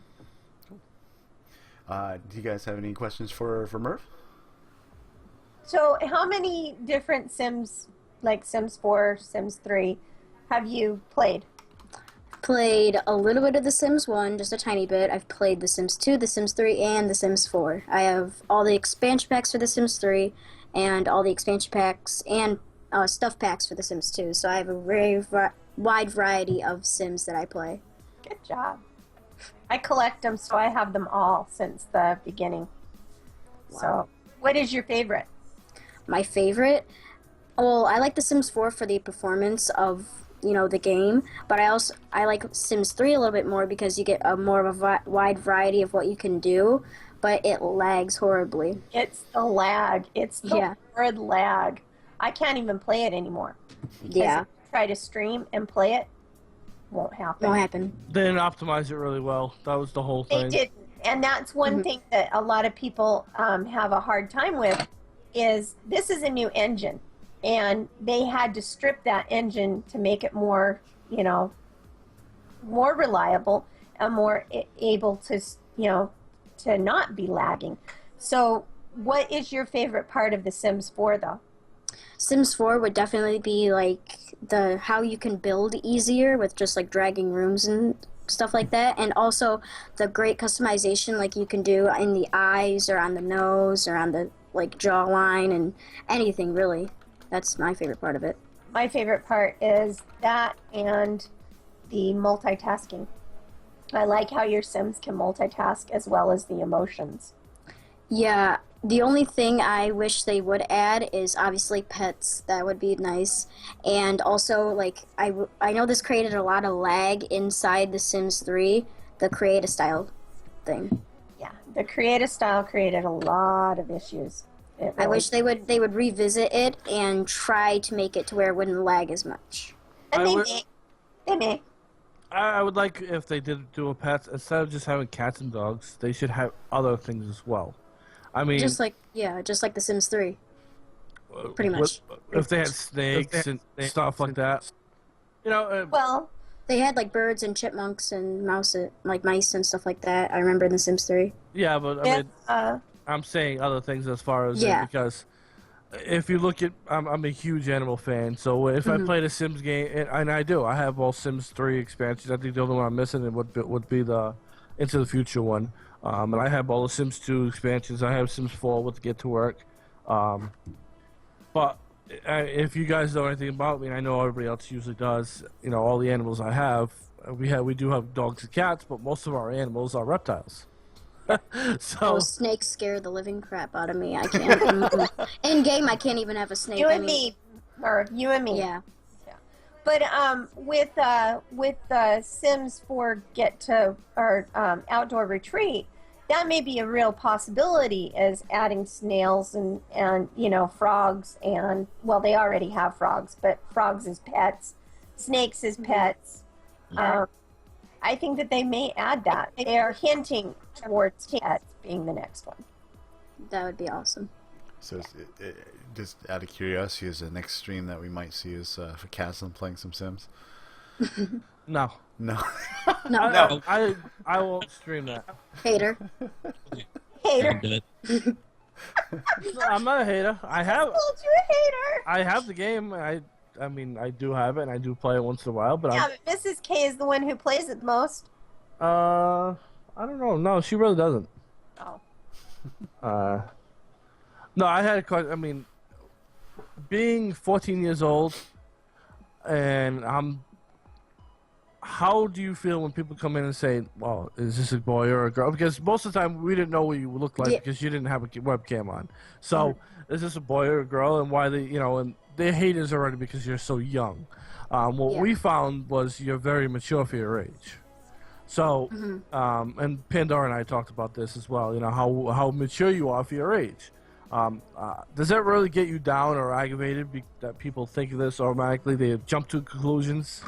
Well, it used to get me down, like when I played Xbox and they call me a squeaker or something, are you a boy or are you a girl? But that's when I was like less mature about it, and I was like, okay, so if I went into their perspective and started watching the stream, would you know if I was a boy or a girl? I mean, I just plain out tell them, I am a boy, and I am only 14 years old, and I just hope you enjoy my stream and don't focus on too much my age or my voice.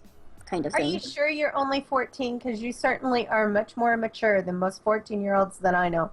I'm pretty sure I was born in 2001. Pretty sure? But I'm pretty sure. You know what? Aliens may have abducted me. I don't know. But, yeah. I just realized our Save Point Show episode 14, and we have our 14-year-old streamer on. I just made that connection. Sorry, I had to vocalize that too. Sorry about that. But I mean, I know we had somebody in chat automatically. I might jump into his conclusions before, and I know it must frustrate you to a point, because it would. I think it would frustrate. I mean, it frustrates the women when they get picked on because of their gender as well. I mean, so. Or our age.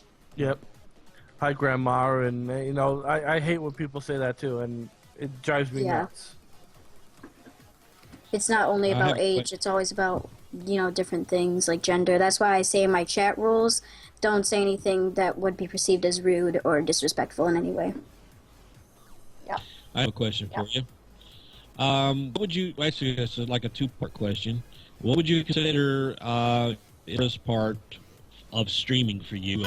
Any personal experiences, anything that kind of makes it really difficult for you? And second of all, knowing that we have an all ages audience, there are probably some people watching you right now that are 14 years old, wondering how did you get to where you are now, and any advice that you might be able to give other 14-year-olds or 13-year-olds that are trying to stream, and maybe what they can expect. Well, when I was in 7th grade, I kept telling the kids at my school that I want to be a YouTuber. I want to be a YouTuber, and I want to be like Tom Syndicate because that was my little idol back when I was in 7th grade. And they were like, "You're never gonna get that big. You're never gonna do this. You're never gonna do that." But I just said to them, you know what? You're just gonna watch me, and I'm gonna do it. However I can, I'm gonna try to be the best that I can do, and still entertain people. And like I think the best part of me streaming is definitely connecting with my like fan base or with the people watching me because I think that's the best part, getting to know new people, not just, streaming the game, but getting to meet new friends like you guys. Like I learned in the 12-hour stream, I think it was, Titch, that was the first time I showed up, and I was in your stream, and I'm like, oh, this is pretty cool. There's 4 other people in there, and I realized that you have a whole stream team, and then it just kept getting bigger and bigger, and I'm like, this is pretty awesome. I think I want to be a part of it, and that's how I got to where I am kind of today, type of thing. And honestly, the stream team is fairly new, and we honestly, I don't think we anticipated how fast it blew up. It's still we still have applications out the wazoo, and we're trying to catch up with them right now, and now we're kind of questioning ourselves: do we have a limit? I'm not sure if we haven't really discussed that yet. We have 6 more applications that I saw of the other night. And I haven't checked today, but I know it was 6 more applications, and we didn't, and I at all anticipate how fast this was going to grow. Yeah, this kind of just blew us all away. So. We were discussing, how when we first formed the group, we were discussing, what we were gonna have, if we were deciding if we were gonna have the stream team or whatever. And when we decided it, we were, laying down some rules and how well it was gonna go. We just never thought that we would get as many people in applications that we have gotten over the last couple of weeks or even last month or so.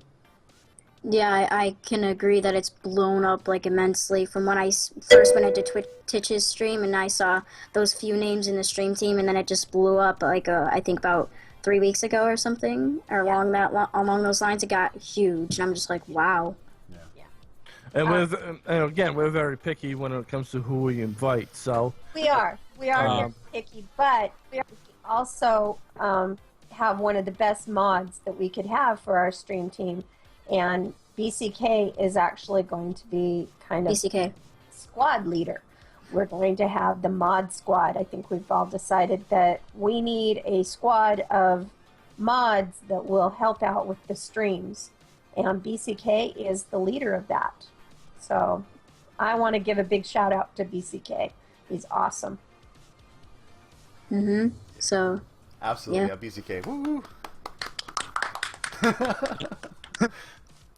Well, again, thank you for joining us today on our SavePoint show, and we're ecstatic to have you, Merv. Man, you've been on awesome streamers from what we've been watching, and man, this kid can play some Civilization. I haven't really been big in Civilization, but I mean, it's kind of like the one that you're playing right now looks a lot like a modern day Risk. Almost. Yeah. And yeah, I mean, you were just tearing it up. I mean, that's awesome. We should all get together and do a Civ game, I think. See who wins. I have it. I don't have it. I'll be probably the first one out. Sad face. So, who knows? Maybe we can try that. All right. And those of you, if you have any questions in the chat, feel free to ask, and we will get to them when we can. But also in other news, speaking of really cool games and such like that, Skyrim Workshop now supports paid mods, modifications and such. We've had a long and exciting relationship with good friends at Valve. I'm sorry, this is... I think this was a letter from Bethesda, right? So this is... okay, yes. So Bethesda writes, we've had a long and exciting relationship with our good friends at Valve. We worked together to make the workshop a huge part of Skyrim, and we're excited that something we've been working together on for a long time is finally happening. You can now charge for mods you create. Unlike other curated games in Steam, that allow users to sell their creations, this will be the first game with an open market. It will not be curated by us or Valve. It was essential to us that our fans decide that they want what they want to create, what they want to download, and what they want to charge. So many of our fans have been modding our games since Morrowind for over 10 years. They now have the opportunity to earn money doing what they love. And all fans have a new way to support their favorite mod authors.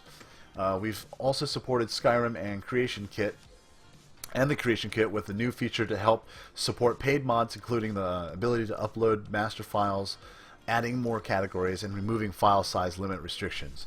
What does this mean for you? As a modder, you now have the option of listing your creations at a price determined by you, or you can continue to share your projects for free. For those shopping for new mods, Valve is making sure you can try any mod risk-free. They have a refund policy in place for that. For full details on this, these changes to Skyrim Workshop, check out the Steam's announcement page and facts page. Modding has been important to all of our games for such a long time. We will try to create worlds that come alive and you can make your own. But it's in modding where it truly does. Thanks again for all your incredible support over the years. We hope steps like this breathe new life to Skyrim for anyone. Bethesda. So that's interesting. Basically just giving credit to those people creating those mods. Now, there's something in the letter that there is other facts that are involved. When they say you can charge whatever you want, you can, but you're not going to make that money from them. It's 75 cents on the dollar. So as a creator, as the content creator, you only make 25 cents on the dollar. So, they're taking more majority of the money, which is, it's tough. I mean, I love mods, and this is why I believe PC gaming is elite, because of all the mods. All the games that we get mods. People mod the game and create new life. So our $60 game could turn into being the value of $150, $200 game because of all the mods and stuff that we can get to play, like Arma 3. All the mods that are on Arma 3 are incredible. But Skyrim, what's been happening now is people have been taking it off of other mod sites and listing it as their own on Steam and charging for it now. So it's one of those things that the integrity of the community is going to get tested now. And they say they don't want to police it, which they're going to have to now. They're going to have to, yeah. There's no way that they cannot police this because it's just not going to happen. There's too much at stake for them to really let this go. Like I said, there is other mod sites that are all over the place for Skyrim mods, and eventually it's going to be into all these other games. They're testing them with Skyrim first. I'm on the fence about it anyways. I mean, if the game is, we all know that these people put all this time and effort into this, and into making these mods. And most of the majority of the big ones and good ones have a donation button already. So I don't know why you're gonna try to force people to charge for this, unless it's Bethesda saying, you know what, we had them buy the first 3 expansion packs. Now we're just gonna make these little tiny things and charge, $15 for it and put them under a different name, not under us, and people are gonna buy and gobble it up. It being part of content creation. So I'm on the offense big time with this. As a PC gamer, I don't like that they're starting to charge for mods, because I think it's only going to deter people away from playing these mods, and there's going to be more of a console-ish type of community now, and that's what I fear the most for PC. Yeah, I didn't know about the percentage thing. That's pretty big, vital information about that. Yeah. Absolutely. Well, and like Waffling Brit said, some people are taking the free mods and they're selling them as their own. Right. Right, and that's what they were doing. They were taking it off of the mod sites. I forget what one of them was, but there was a huge mod on one of those, and somebody downloaded it and put it and uploaded it onto Steam, and started charging it like it was their own. Right. But now, now let's say that we buy this mod, okay, and we get this money back guarantee. But how long is that guarantee good for? Because let's say 3 weeks down the road, Skyrim gets a big patch to fix some of the bugs. Now, what happens if it breaks this mod? Or if you download and buy this other mod and it breaks the mod that you were using the first time? Can you now get a refund for that mod that you were using all this time, whether it be 6 months down the road or whatever? You know what I'm saying? Right. So, what are they going to do about situations like this? Because it's going to happen. Well, I'm sorry, I don't mean to interrupt, but you see that all the time with like World of Warcraft mods, because you'll have all these mods like Healbot will be done, through so many generations of updates, and then all of a sudden the guy doesn't want to do it anymore. What happens now? Right, and that's what I'm saying, is that now all of a sudden you're going to get you paid for this thing, and now it's no longer supported.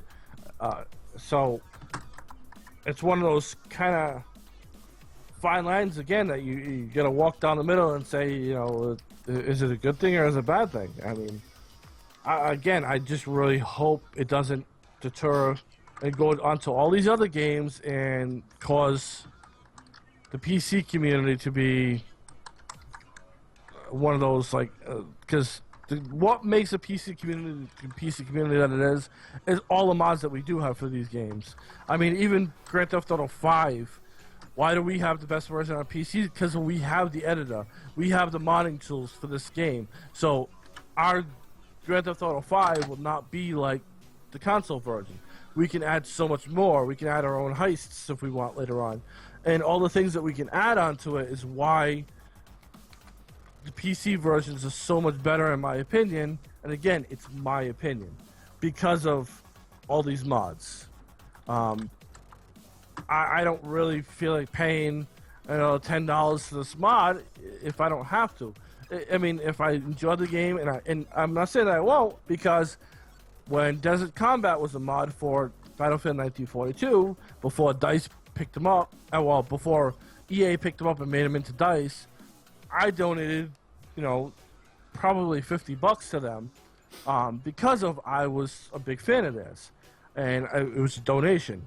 I enjoyed their work and what they were doing. Now I'm forced to have to pay for these things. I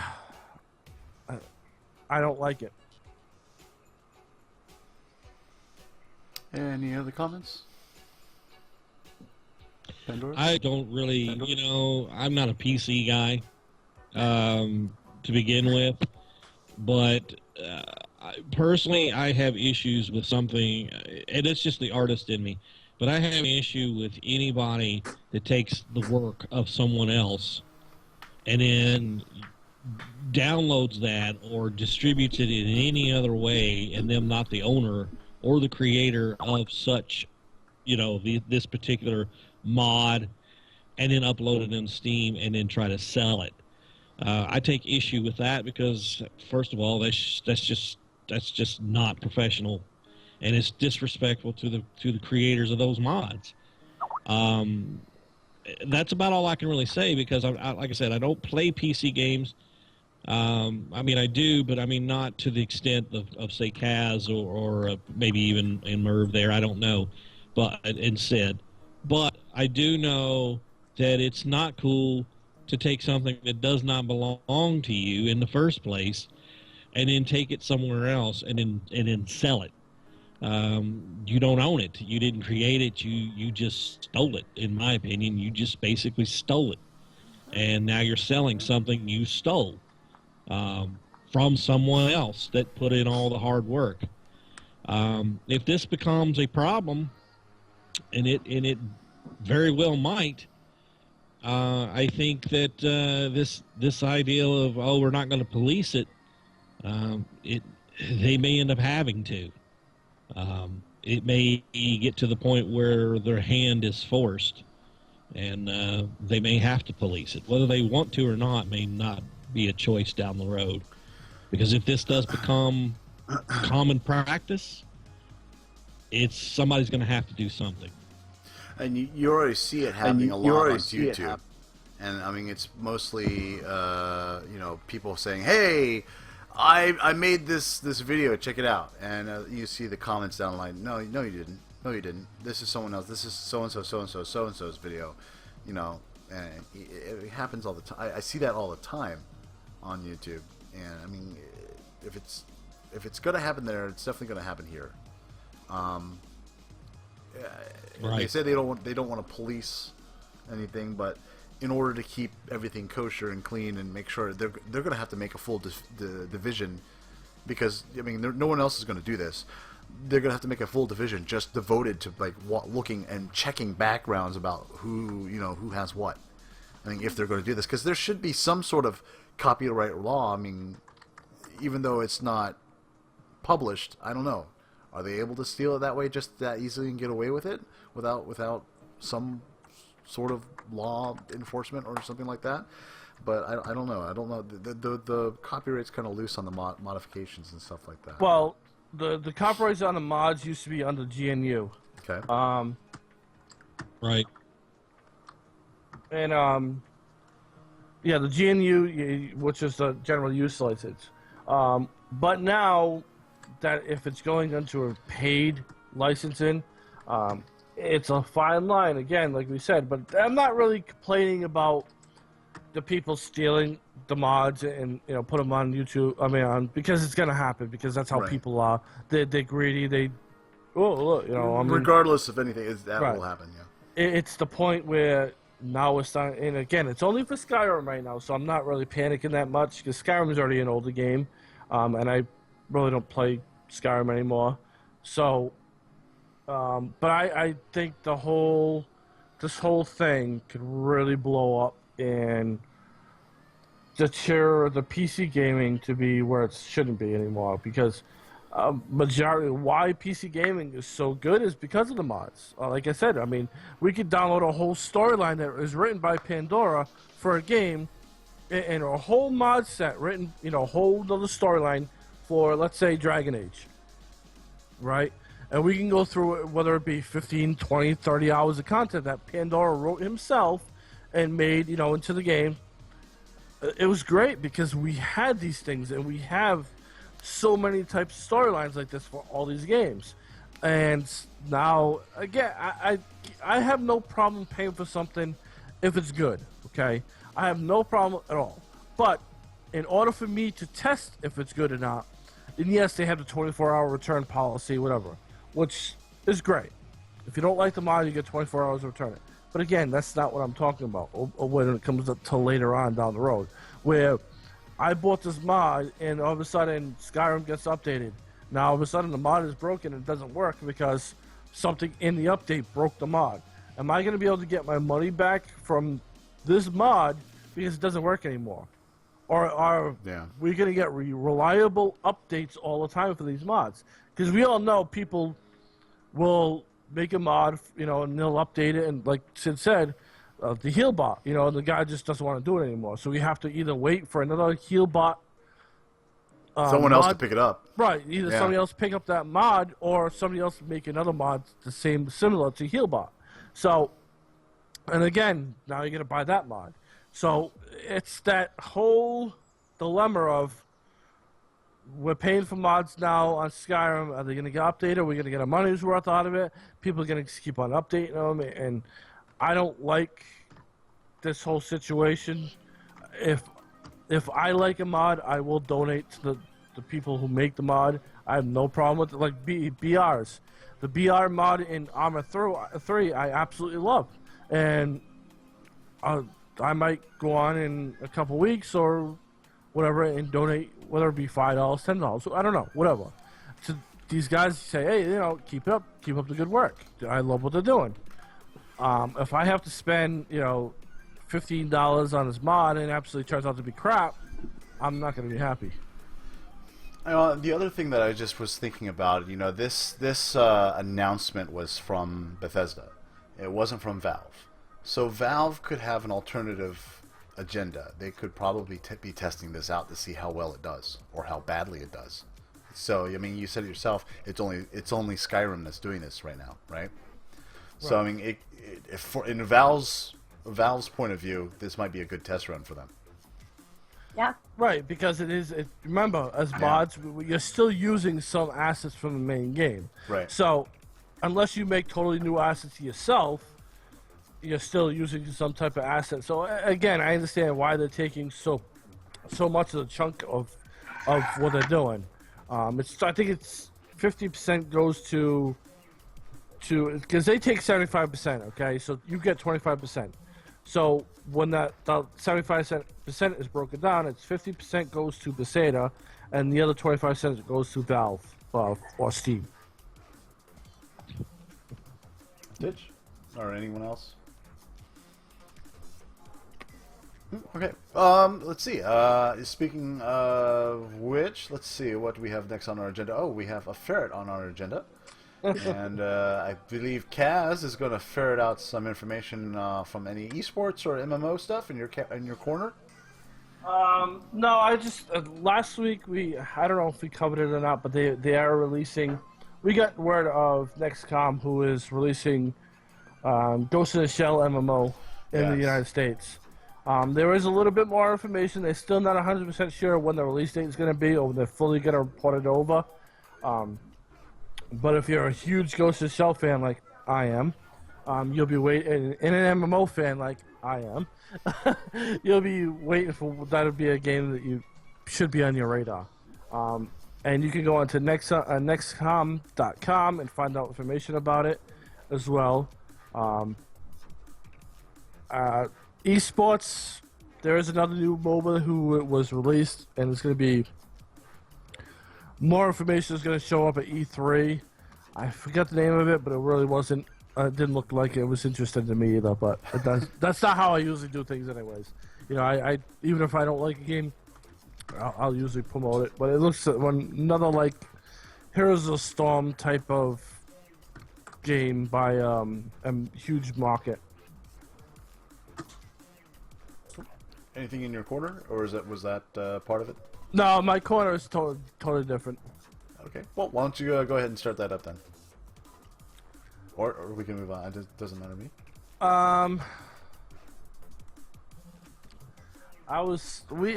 We had to change our corners at the last minute here. I know. Mine was basically why. For this week, I changed it to something else. So it's why does there have to be so much hate between the PC and the console community? Is something I really wanted to touch on, and I know there's a bunch of console fans in here, and I'm a huge PC gamer, so yes, I am the PC elitist. But if you think about it now, it used to be PCs were the luxury items in the house, and consoles was a necessity.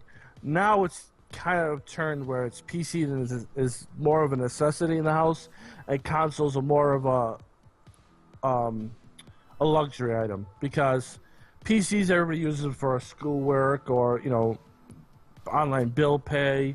There's so many more PCs in the house now compared to what it used to be, and the consoles are more of a alternative. They're more of a luxury item, and they have their place, and I believe that they have their place when you can sit down with friends and pop in a game and play on the big screen. But arguably, I can do the same thing on my PC, because I can plug controllers into my PC and do the same exact thing you guys can do, but I do it at a better quality.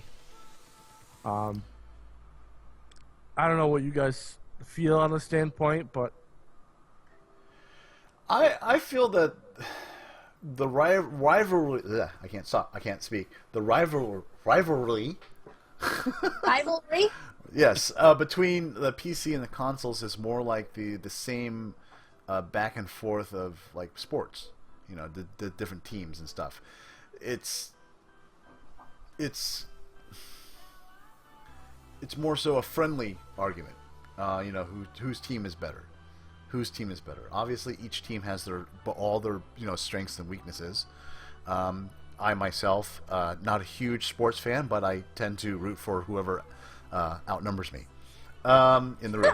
So, I'm kind of like with I'm kind of the same way with consoles and PCs. I have a PC, obviously, but I also have my consoles too, and I like switching back and forth between both, and you know, I tend to go with whatever outweighs me at the time. I do prefer MMOs on consoles more than, I'm sorry, on PCs more than consoles, and I honestly think it's odd that there are MMOs on consoles. It doesn't feel right to me. There are certain things on consoles that should never be on consoles.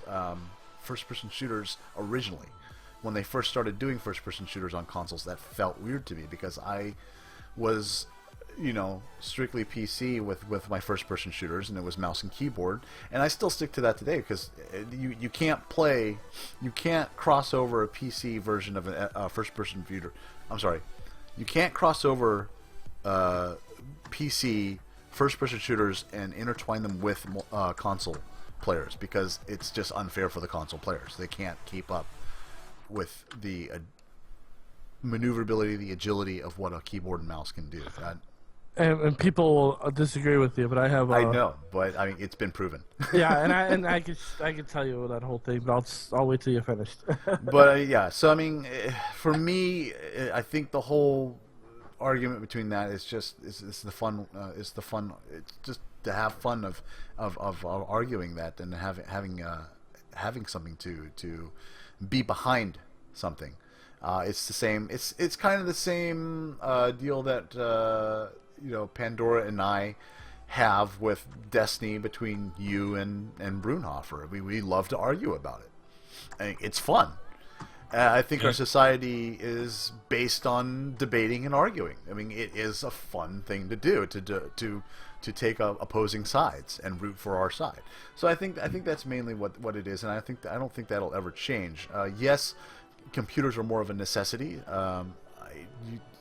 You had said in the past that consoles were a necessity. I don't know where that came from because it wasn't really a necessity back when I was growing up. It was also a luxury. Computers were also a luxury. But well, I'm saying because if people couldn't afford a PC, they went to, you know, so they could game would be on the consoles. Right. Because the consoles would actually be cheaper than a PC, and I'm getting my foot bite. Like to chase my feet and bite all the time.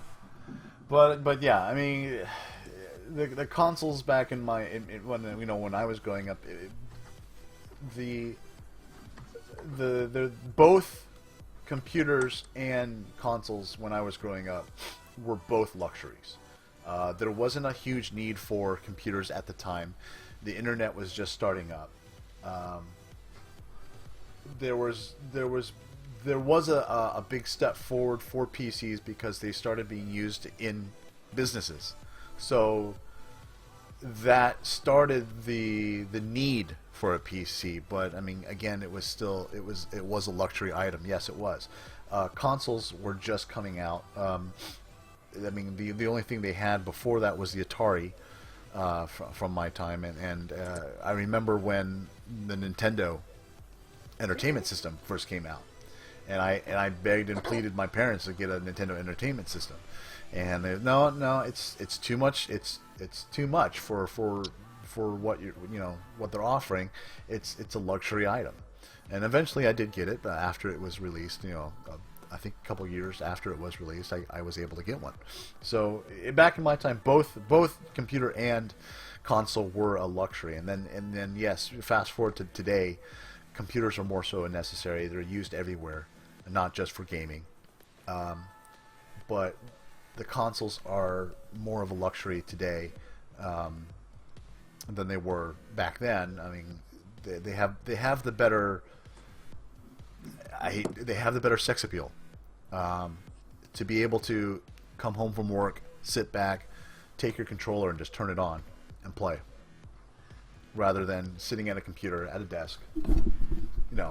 It's that appeal of sitting in your couch and playing your console versus sitting at a desk surrounded by. I know a lot of people don't see my setup here, but I'll just break my Wii U here.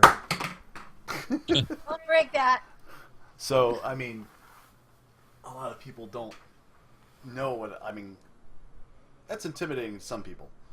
It can be, but I mean, it's what I love, and I know Kazan loves to do stuff like this.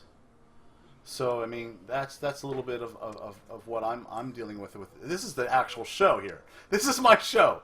Well, this is our show. So I mean, this is what I have to go through every day or every week to do our show, and you know, I have the chat here and such like that. So you know, when you see stuff like that versus, you know, coming home to a console, it has more appeal. The console does have more appeal to that. But again, the hardcore computer gamers would love everything about that. So that's my little say on that. Well, Yeah, I'd like to go ahead, Titch. well, I was going to say, you know, a lot of people, when they are at work with their PC, because PCs are very prevalent in the workplace, they don't want to come home and be on their PC, even if it's for gaming. Sid has a very good point. You want to sit back on your couch or in your recliner, put your feet up, and play your game. I'm sorry, I'm a big PC gamer too. But recently, when I got my PS4, one of the reasons that I started Dark Titch and playing games on the PS4 is because after being on the computer all day long and sitting, even though I have a very comfortable chair, with my fibromyalgia, I can't sit here for as long as I would like. And being able to go and sit in my recliner, put my feet up, put a blanket over me, you know, and be able to chat with you guys while I'm playing my console, it's kind of nice. And so I see both sides of it. I am a big PC gamer. Sid is right. A MMO on a console is a little weird. So I played MMOs for a long time on PCs. That's what I'm used to. But I also enjoy being able to play the console. So I'm kind of split. I like them both. I don't think that there is a master race, so to speak. I like them both. Go ahead, Pandora. Well, I'm going to go a little bit, I think, a little bit deeper into this than that. I think the rivalry really stems from ownership. If you own a Wii and you don't own an Xbox One or a PS4 or a PC, the natural thing to do is to defend the Wii or the Wii U. If you own an Xbox One, the tendency to defend that is because you own that.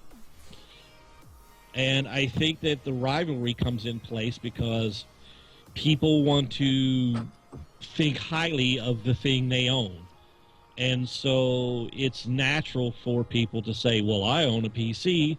I'm PC Master Race because I get higher graphics and I can run mods and I can do all these things that you console people can't do. For me, I could care less about all that stuff. I don't care about modding. I don't care about... Because it's at a point now where I don't care what anybody says. These new consoles that are coming out, the graphics on those are pretty freaking amazing. The gameplay is pretty amazing. Now, is it the standard of a PC? Absolutely not. I'm not stupid enough to sit here and say that a console can produce the resolution that a high-end PC can do. That's absolutely ridiculous to even make that comment. But does it make it more fun because I can run 1080p, almost 4K, ultra-high graphics and stuff? If GTA 5 is fun on the computer, it's going to be fun on the PlayStation 4 because the game is fun. There are going to be some advantages that the PC is going to have, naturally, because you have the ability to do things on that you cannot do on the consoles. But again, I think the rivalry stems from the fact that if you own that thing that you own, you're going to defend. And if you got a guy who cannot afford an Xbox One and cannot afford a PlayStation 4 and obviously cannot afford a PC, all they can afford is the Wii U, they're going to swear up and down the Wii U is the greatest thing ever made because that's what they can afford. That's what they own. You know, and we have a tendency to do that. We all know we do. You know, I think that's where the rivalry actually comes from. I don't know that anyone I don't know that any one system, in all honesty, is so much better than the other because they all have their place. There are benefits to PC gaming. There are benefits to console gaming. There's a benefit to having an Xbox One. There's a benefit to having a PlayStation 4. And there's a benefit to having the Wii U. And you know what it is? It's exclusive games. Because the games that only are on the Wii U, those are the games you're going to want on the Wii U, right? I mean, you're not going to get it on the PC, and you're not going to get it on the other two consoles. The games themselves are the advantages to each one of those things. And honestly, if you want my honest opinion about it, a real gamer, a true gamer, it's not going to matter one bit if it's a PC, the PS4, the Xbox One, the Wii U, because a real true gamer is going to game on anything they can get their hands on and have fun with it. But again, I think, like Cass said, he doesn't understand the rivalry. I think Sid is onto the right thing. I think it's just that natural ability to compete against one another. And again, it stems from, I'm going to defend that thing I own. And that's kind of my take on it. But again, I know you guys are saying, but if you want to talk about what I could do on the PC and compare to what you guys can do on the console, PC will win every time. Because we can do the same exact things you guys can do, okay? You guys can sit at home, sit on your couch with a controller in your hand and play it on a 65-inch plasma screen TV. Guess what? We could do the same thing. We could have 10 people sitting over here on a couch and all playing the same game on the PC. It's one of those things that it's part of the game. When we talk about why there's no cross-platform gaming, is because, I'm sorry, you console guys cannot keep up with a mouse and keyboard. It's just not going to happen. We've already seen this before with Shadowrun. Shadowrun was one of the games that was crossed over between the PC and it was Xbox 360. And the Xbox 360 players were getting so frustrated that they ended up quitting the game and not playing it anymore because the PC gamers were so dominant and they were winning every match with hands down. It wasn't even a fight because they could not react to how fast the PC gamers could because we have the mouse and keyboard. Now, again, I mean, I have a console. I have a PlayStation 3 sitting over here. There's an Xbox 360 sitting upstairs. Do I like consoles? I have nothing really against them. Do I hate them? No, I don't. I mean, I know that they have a place in this world. You know, I just choose not to buy them anymore because to me they're a waste of money. Like I said, if I wanted to go out and buy another console or a console type-esque gaming platform, it's going to be the NVIDIA Shield because to me, the NVIDIA Shield is going to be so much better because I have the keys. I'll have the key. If I buy the game, I have the key on Steam as well. So I can play it on my normal PC, and I can play it on the Shield. Regardless of what happens, if the Shield doesn't, last forever, it doesn't last that long, or if it has a short shelf life, every game I buy in, I'll still have it on the PC. Because the Shield is a PC. It technically is a PC. It's just streaming over the internet onto your type of console. Is how the whole thing is going to work. So I like something like this where I'm going to get, the 1080p 60 frames per second. As long as my internet is able to handle it, I'll be able to play the games at 1080p 60 frames per second without a problem and without wondering, well, can my thing handle this or not? Well, it will be able to handle it because of the PC on the other end that's streaming it to me will be able to handle it, and that's the whole thing. Now, I have a question for Merv. I know you play a lot on the PC. Do you have a console? Yes, I'm an Xbox guy. I have the Xbox One and the Xbox 360. Okay. Well, how do you feel about the subject between the two, being a PC gamer and also a console player?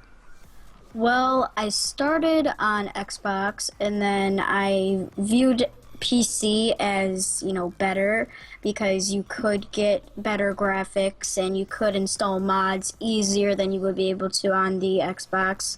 Some games you can't even mod it at all. It's that difficult to mod, which is really, really something I think they should work on, which would be pretty cool. And, I like the PC a lot, but there's still that part of me that's like, Xbox, still the best. Well, another thing is being a Sims player. I know that when they introduced Sims on console, to me that was weird. Yeah, that was weird. I was very used to playing on a PC, and I can't actually imagine playing on a console. In fact, when they did Sims Free Play and Sims on Facebook, they drove me nuts because they don't work the same. They really don't. It's the same thing with like Call of Duty and stuff like that. Like, except it's role reversal with you, Sid, the first-person shooter. I started first-person shooters on the consoles, but then I was like, how would you use a mouse and a keyboard with a first-person shooter? That doesn't seem right. But it matters what you first started on, I guess, for me. Yeah, and as I was actually saying that, during my piece there, it does go through my head. Some of these people who are now picking up just consoles, this is the first time they've ever played a first-person shooter, so they don't know anything else. Well, so, for me, that kind of goes with that, because for me, I've played Call of Duty on PC with you. You know that. Playing on a console, for me, is so much easier. The one thing the biggest beef that I have about first-person shooters, especially with the Call of Duty series on the console, is I'm a sniper. Part of my past is when I played Call of Duty, I played it back when it was still in World War II era, and I was part of a clan, American Allied Pathfinders was my clan, and I was their leading sniper. One thing I hate about sniping in Call of Duty is A, you have to hold down the trigger to zoom in. B, you have to aim, and as you're aiming, trying to hold that steady, you have to hold your breath. So the hold your breath key is the same key that you're trying to aim with. So you're pushing down on the thumbstick to hold the breath and aim at the same time. It's insane. Really? It's insane for me. On a mouse and keyboard, I have to aim with my I basically zoom in with my mouse and I aim with the mouse, and then on my left hand I'm holding another button, being able to hold the breath, and it's the corresponding of the two hands is so much easier than trying to do that with just two thumbs, basically 2 thumbs and 2 fingers. So I mean, I have a lot more control over my character in a first-person shooter game with a mouse and keyboard. So it's that thing just infuriates. And then I see what baffles my mind is sometimes, and this is only, and I haven't been able to compare them while playing on a PC, but just these people that are able to no scope with a controller, that blows my mind. It's being because able to control. The shooting in consoles are more arcadey than they are sim-based. They are. And yeah, and they're definitely more used to it because I'm more used to a keyboard and mouse. Like honestly, back in the day, if you brought back Call of Duty, United Offense, there was no one that could compare to me with a bolt action rifle. I mean, there was the times when I was actually accused of having aim bots because of that. So I know my potential. I know that. So that kind of taps into that also kind of taps into another aspect of this entire conversation: consoles versus PCs and whatnot. Is players are looking for advantages. Any advantage they can get. PC allows for that a lot easier than on a console. I see people getting aimbots. I see people tweaking codes. I see people finding ways to cheat. And cheating in PC gaming is a lot easier to do than it is on a console. I think consoles, unless you absolutely are just like a Caslin, where you can take a console and really just do stuff to it, modify it or whatever to gain that advantage. Most people don't know how to do that. So for console gamers, the playing field is a lot more even because there are no mods. There are no advantages given to you because you're able to script or code or cheat in any way that you can in PCs to give you that upper hand. You have a controller and you have the game and you have the console in which it powers the game. So it's basically my skill against your skill on a console. And can a console gaming system with a controller in its hand compete against a PC with a keyboard and mouse? Absolutely not. The tracking is faster on a PC. There are advantages in that area, and that's why a lot of people like to play the PC version.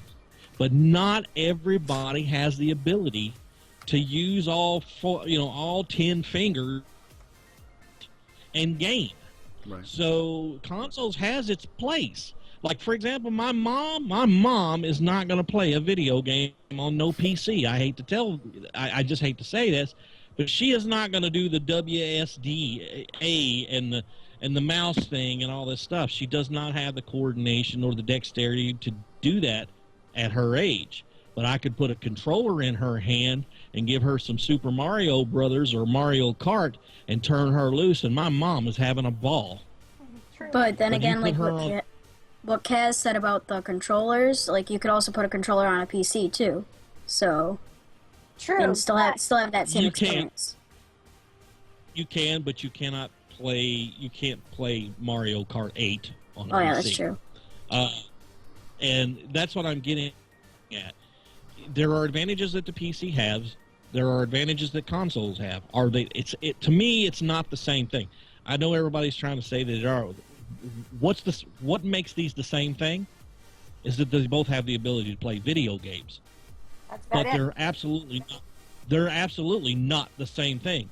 So for me, consoles and PCs are apples and oranges. Consoles are made specifically for gaming. That's it.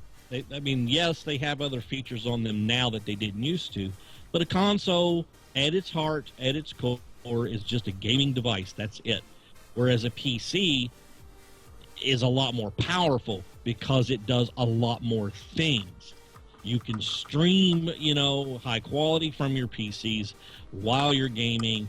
You can watch Netflix while you're. There's just so much you can do on a PC. Is meant to do so many things. It's a powerful machine, and gaming consoles are just made for gaming. I don't think they're as close to each other as everybody wants them to seem. Like I said, the only thing that's in common between the two is they both play games. That's it. But would you compare? To me, it's like saying I want to compare the Game Boy Advance to a PlayStation. Right. Because a Game Boy Advance cannot compete with a PlayStation. No. A PlayStation cannot compete with a PC. They are that much different. I don't know why the rivalry exists. I think it's a silly one. I think it's about as dumb as the Xbox versus the PlayStation argument. I hate it. I think it's a ridiculous argument. To say that one is so much superior than the other is pretty silly. What makes these consoles great are their games.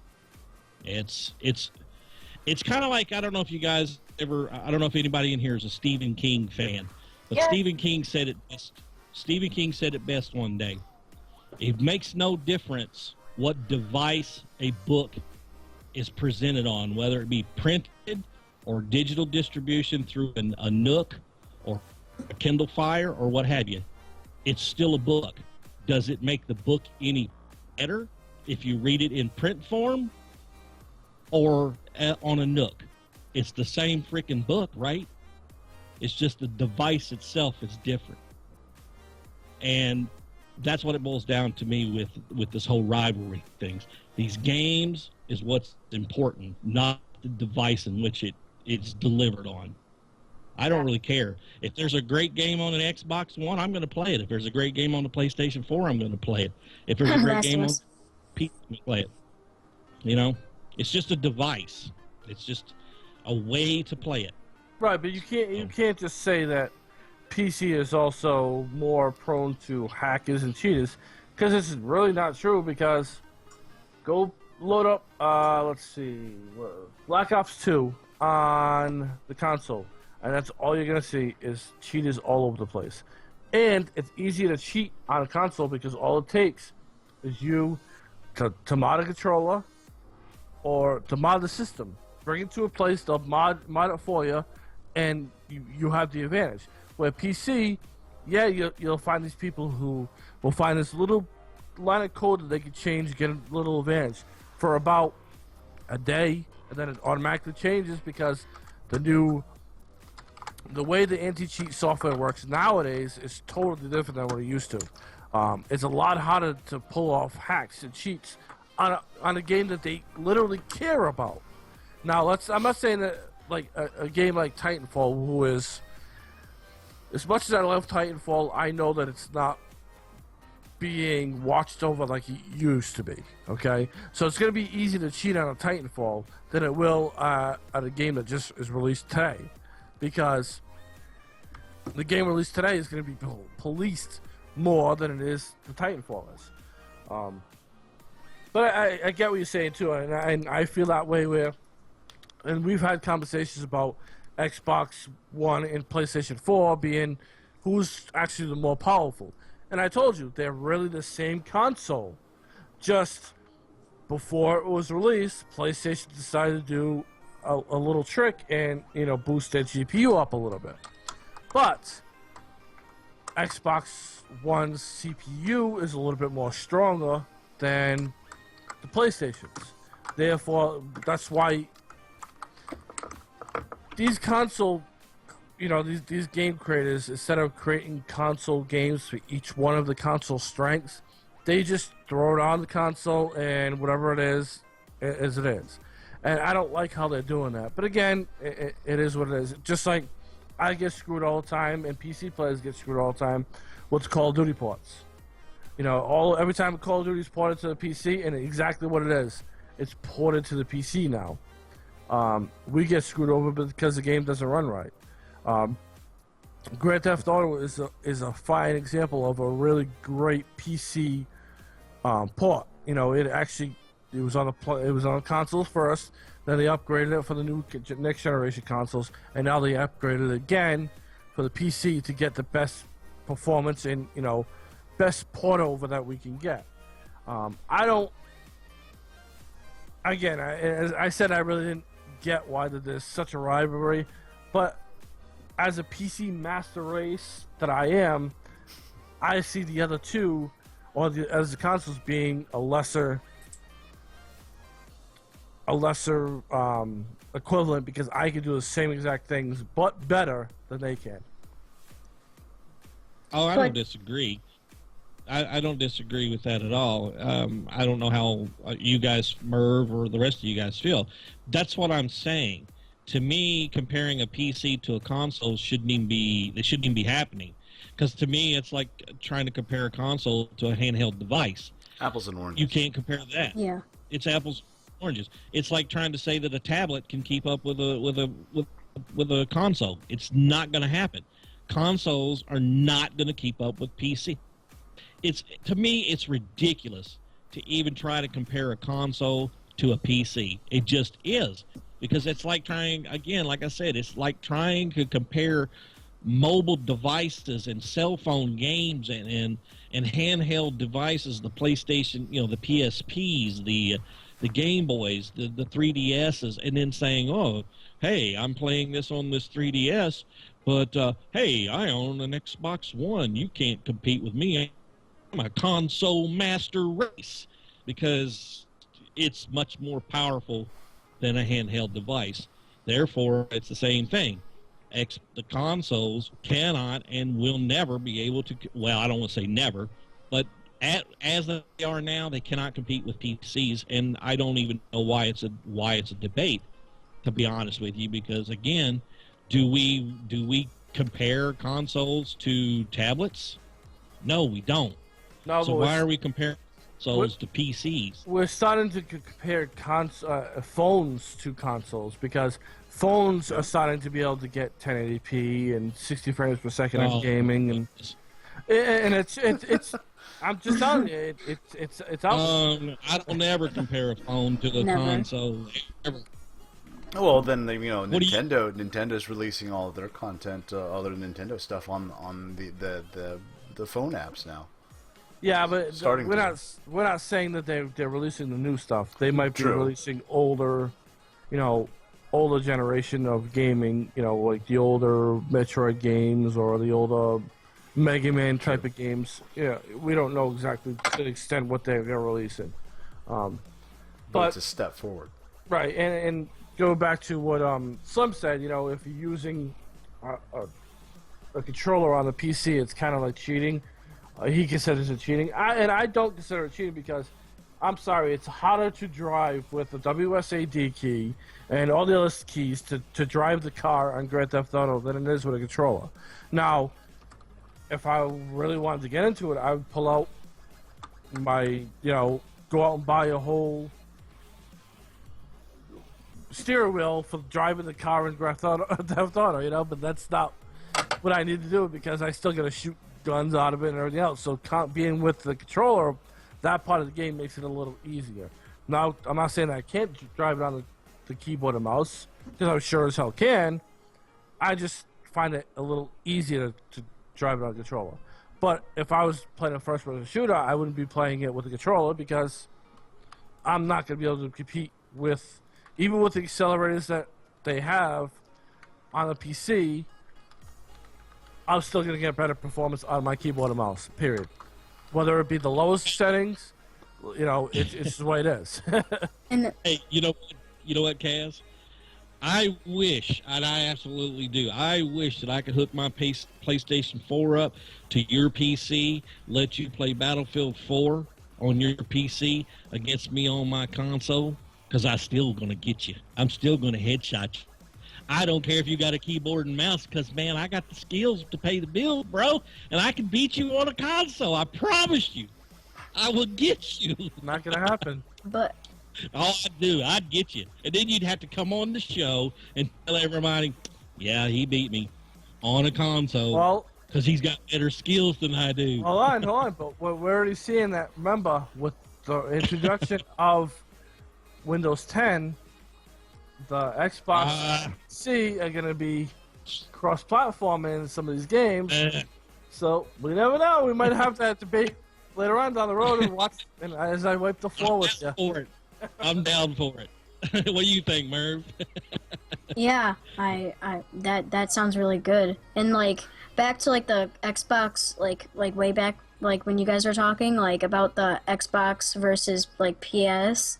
Like, I don't think that should be happening. No, and then they're all like, yeah, PS4 can get, 1080p on Call of Duty Ghosts, but, Xbox only gets 720. I can't tell the difference. I don't know, because I'm sitting farther away from the screen. I don't sit, like, so close to the screen where I can actually tell.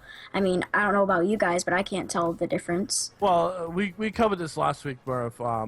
If you're sitting 10 feet away from the screen, there's no way you can tell. You can't tell between 720 or 1080p. Just not going to happen.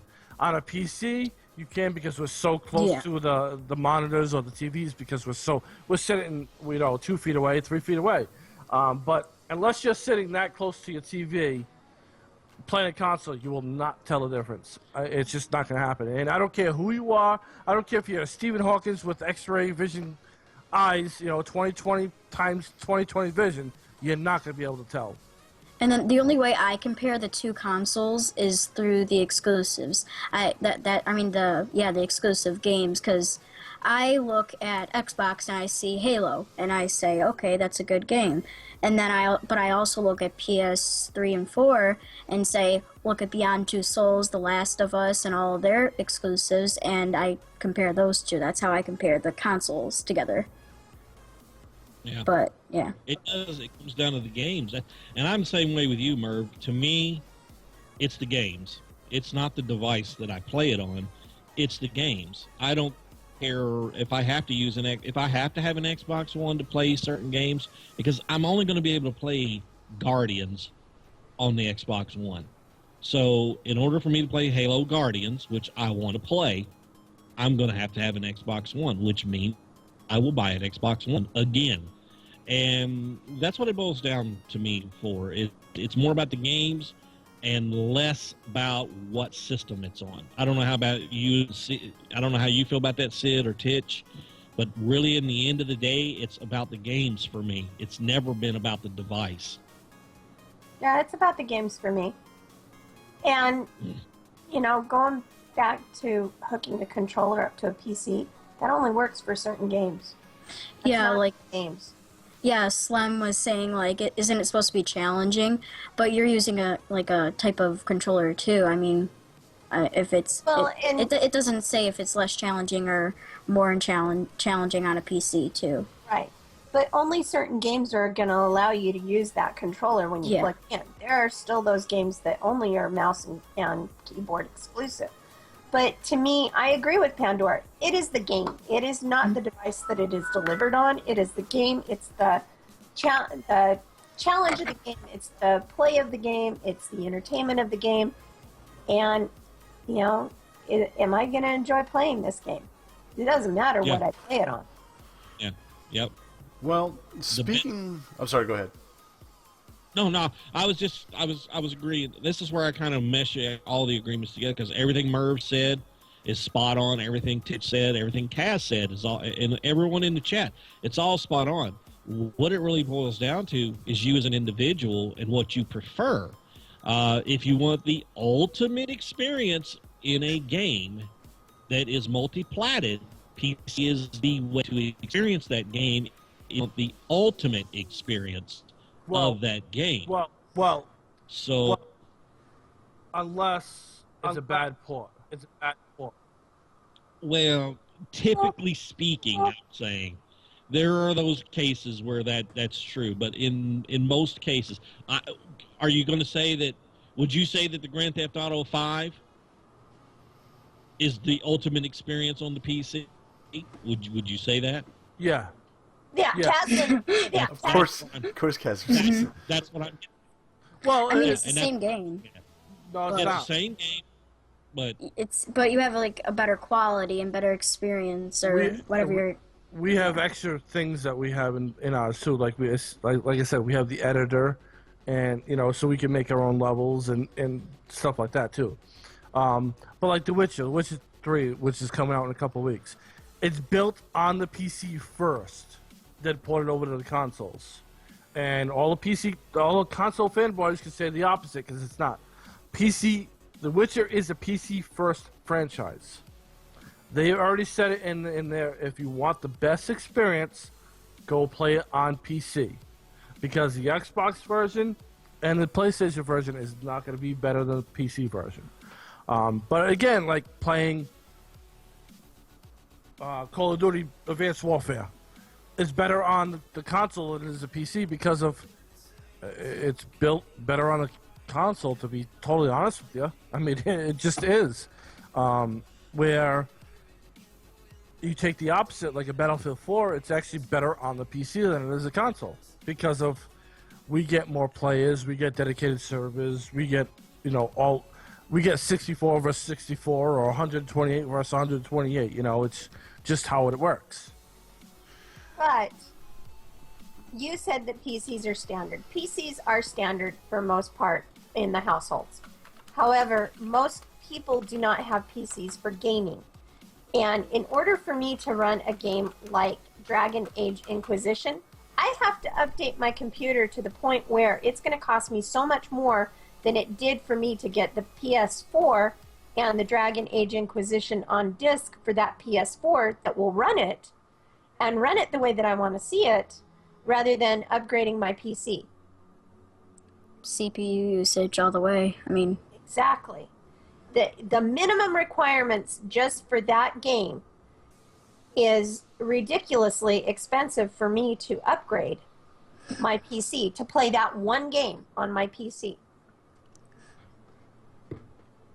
Isn't it like $500 for the new CPU you're trying to get right now? Yeah, and that's not even just for doing my. I have to actually replace my motherboard and my CPU in order for it to really be a good fit. Because you can replace just the CPU, but when you do that, you really should replace both. Okay. And I'm done. Awesome conversation, guys. I mean, it's home run, Kaz, home run. But I'm glad you brought up The Witcher 3 because that actually goes into our next thing that apparently last Wednesday, Microsoft posted a new Witcher 3 gameplay video on YouTube. Or the YouTube Xbox channel that ran it. And they basically ran it 1080p at 60 frames per second. But fans quickly pointed out that the Xbox One version of the game only supports 900p at 30 frames per second, meaning a win for the PC that the video posted on the channel was actually from the PC version. So Microsoft said, whoops, we're sorry, and saying it was never meant to misrepresent the game or cause confusion. So Microsoft's even using the console for the PC. We talked about this before we went live, and I came up with examples that it's not just Xbox that does it. PS4 does it too. But nobody gives PS4 any flack about it. But again, and I agree with I know what Pandora is going to say about this, and I can already tell what he's going to say about it, and I'll wait for him to finish before I finish my comment. But well, I think it's more so of a matter of, PS4 has already proven they can run at 1080p at 60 frames per second. Xbox can't. I think that was the main thing. But I know what you're saying, but again, why take the PC? Because most of the majority of footage that we've seen are from the PC. It's not from the consoles. So anything that's trailer related, it's majority of PCs. So whether it be, and they throw their, like PlayStation throws their PlayStation 4 blue screen on the before the trailer and after the trailer. Right. But it's still ultimately a PC trailer majority of the time you see, because they don't have the trailers for the consoles out yet. But again, like I said, I'll wait for Pandora to say what he has to say. I don't have to prove anything about the PS4. The information is out there. I do not have to defend the PS4 for anything.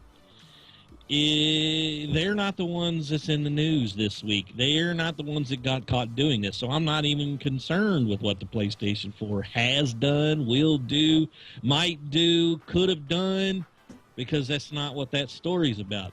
That story is about Microsoft trying to post a video and representing themselves as this game being 1080, 60 frames a second, against the developer's own statement that it was 900 DP at 30.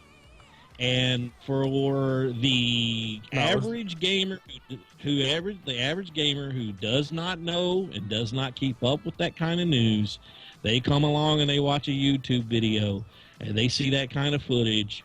That's the thing they're going to think. Oh, it's at 1080p, 60 frames a second, because they don't know any different, because they don't know that CD Projekt Red has said to the differ. I will say this, though. Kaz. I will meet you halfway. Do I know for a fact that this was an intentional misrepresentation on Microsoft's part? Of course, I don't know that. But with their track history since the launch of the Xbox One, it's really hard for me to believe that these accidents keep happening and it's not intentional. It's been happening since they started this whole campaign with the Xbox One, and it's still continuing today. And again, I cannot honestly say, and I will give you that, I cannot honestly say that this was an intentional thing to misrepresent their Xbox One. But I know what my gut says. And my gut says that they are trying because their sales are down. It's funny that their sales have been down this last month more than it has been in the past few months, and then this happens. So my gut is saying they are trying to do anything and everything to make the Xbox One look better, perform better, and play better. And if they have to accidentally post a video that shows The Witcher 3 playing at 1080p at 60 frames a second, I wouldn't put it past them. That's all I'm going to say. Yes, they caught with their pants down, and I'm not giving a free pass. I'm not giving a free pass. They got caught. I'm not giving a free pass to Xbox, okay? But I'm also not giving a free pass to PlayStation. Yes, they're not in the news, but go look up the trailer for Witcher 3 on the PlayStation 4. If it says 1080p 60 frames per second, right there is the biggest lie on the face of the earth, because it's 1080p 30 frames per second for the PS4. It doesn't run at 60 frames per second on the PS4. It runs at 30. Okay? So, again, I'm not giving a free pass to either of the consoles. What they did was wrong. Bottom line, what they did was wrong. But the consumer already knows that the creators of the game has already said that they can't get 1080p 60 frames per second out of, the PlayStation, out of the Xbox, One. So what they can get is 900p, 30 frames per second, which is okay, whatever. It is what it is. That's what they get. And they kept off, if you want the best experience, go play the PC version. So again, I'm not giving them a free pass. I don't agree with them at all why they did this, and they get caught with their pants down. So it is what it is. I just want to make sure that if it happens to the PlayStation 4, that it gets put in the news too, because if PlayStation 4 gets away with the same thing, it's bullcrap. It's more people trying to hate on the Xbox than the PlayStation, and it's not right. No, I would agree with that if that's the truth. But like I said, if that story ever breaks, we'll cover that. That's the way we do, man. That's how we've always done it. But in this particular case, it's the most recent incident just happens to be Xbox. And you know as well as anybody else on this panel, we have an obligation to tell these consumers and the fans of the gaming industry that this is news, and it did happen, and it is a problem. And if any company's doing it, and you nailed it on the head, if PlayStation 4 is doing it, if the Wii U's doing it, if any of them's doing it, it's wrong.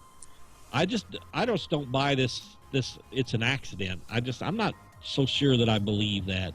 But again, I can't prove it. It's just my gut feeling. Merv, you're an Xbox man.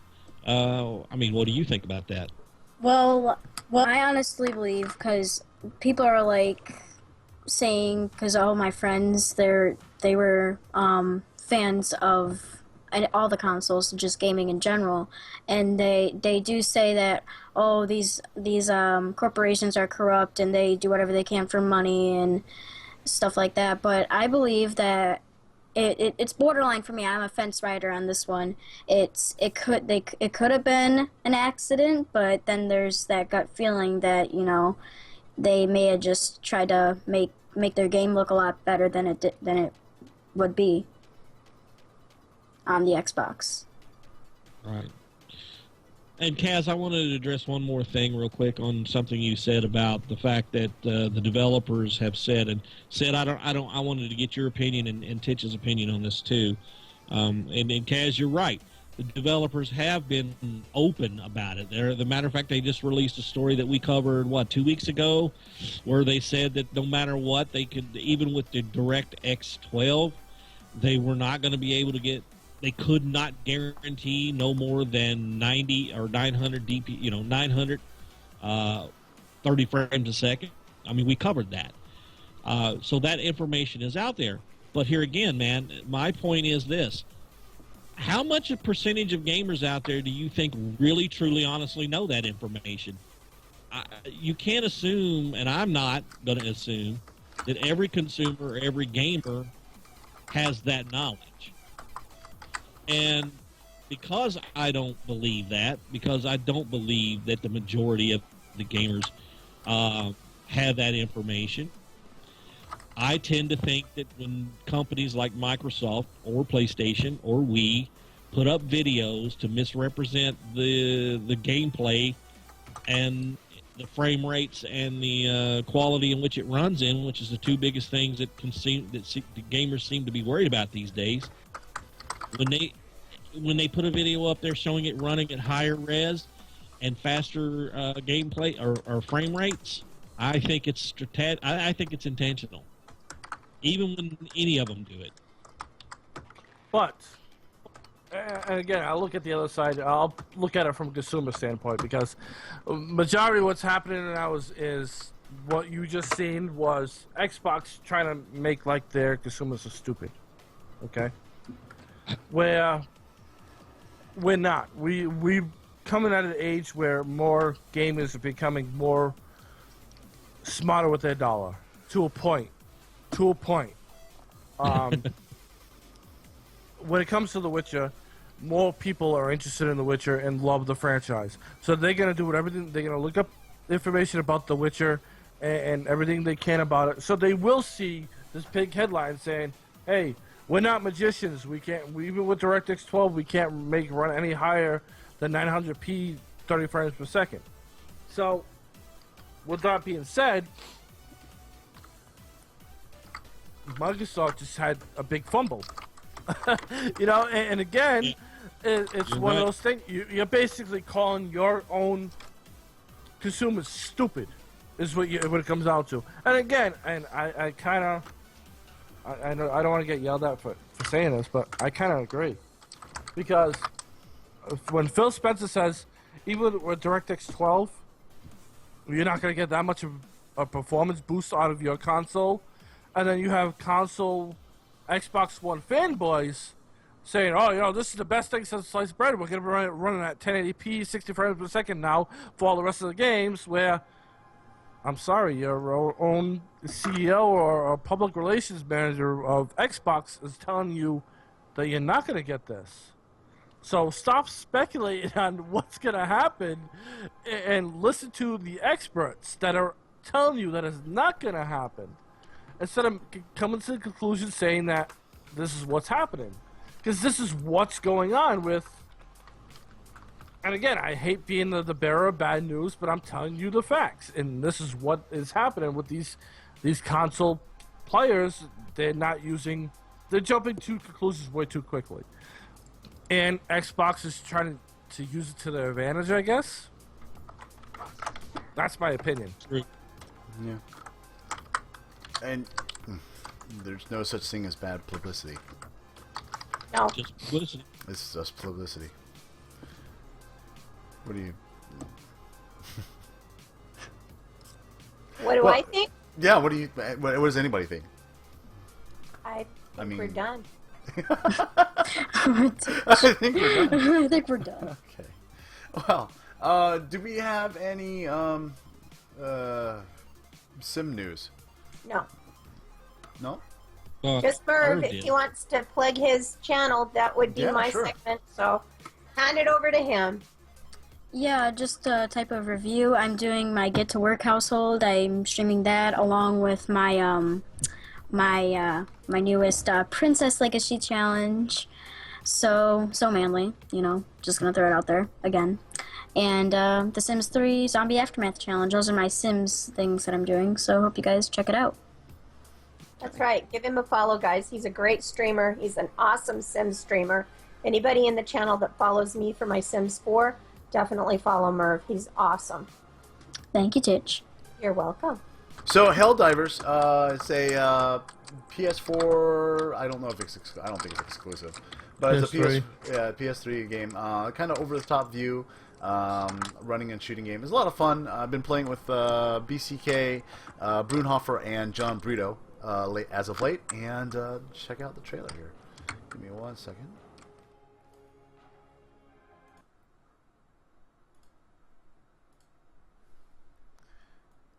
See, is it going to work?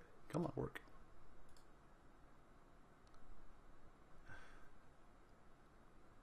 Play.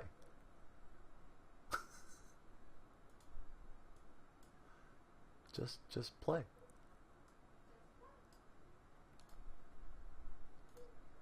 Awesome. Hold on, guys. Just restart this. Here we go.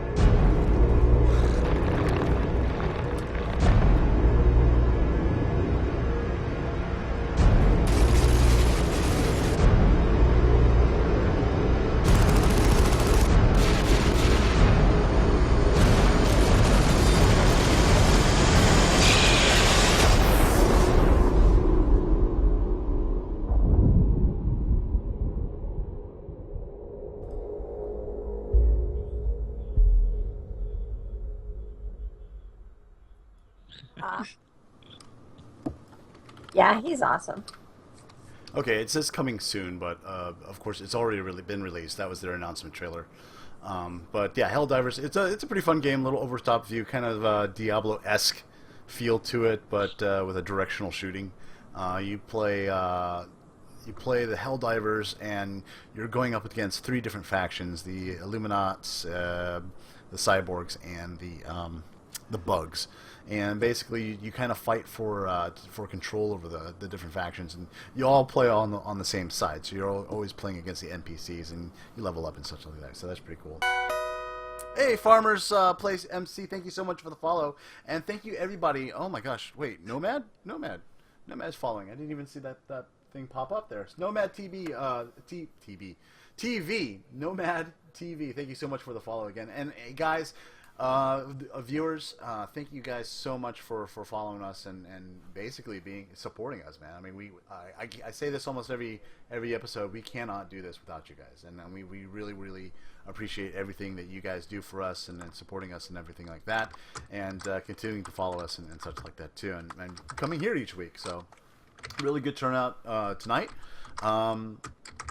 Was there anything else? Oh yes, just again, reach out to Merv. To Merv is our newest member for the Sticks stream team, and we definitely want to welcome him in with open arms, and we're really looking forward to seeing some of his streams. Let's see, anything going on for next week? Myself, I'm still trying to reach 500 viewers. I'm going to give away that Troy Baker album when I can. Once I hit 500, nothing really special for me coming up anytime soon. Pandora? I'm going to be streaming more of me working on the graphic novel this week for the Talon book. I just finished up a piece for Nomad where I did Kano from the Mortal Kombat.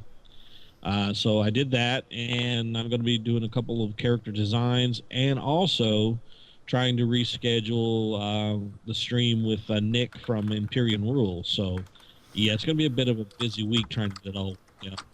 And hopefully he'll be feeling a lot better. Poor guy, man. He's got a fever and everything. Yeah. Everything. So, this is Titch. What's anything for you?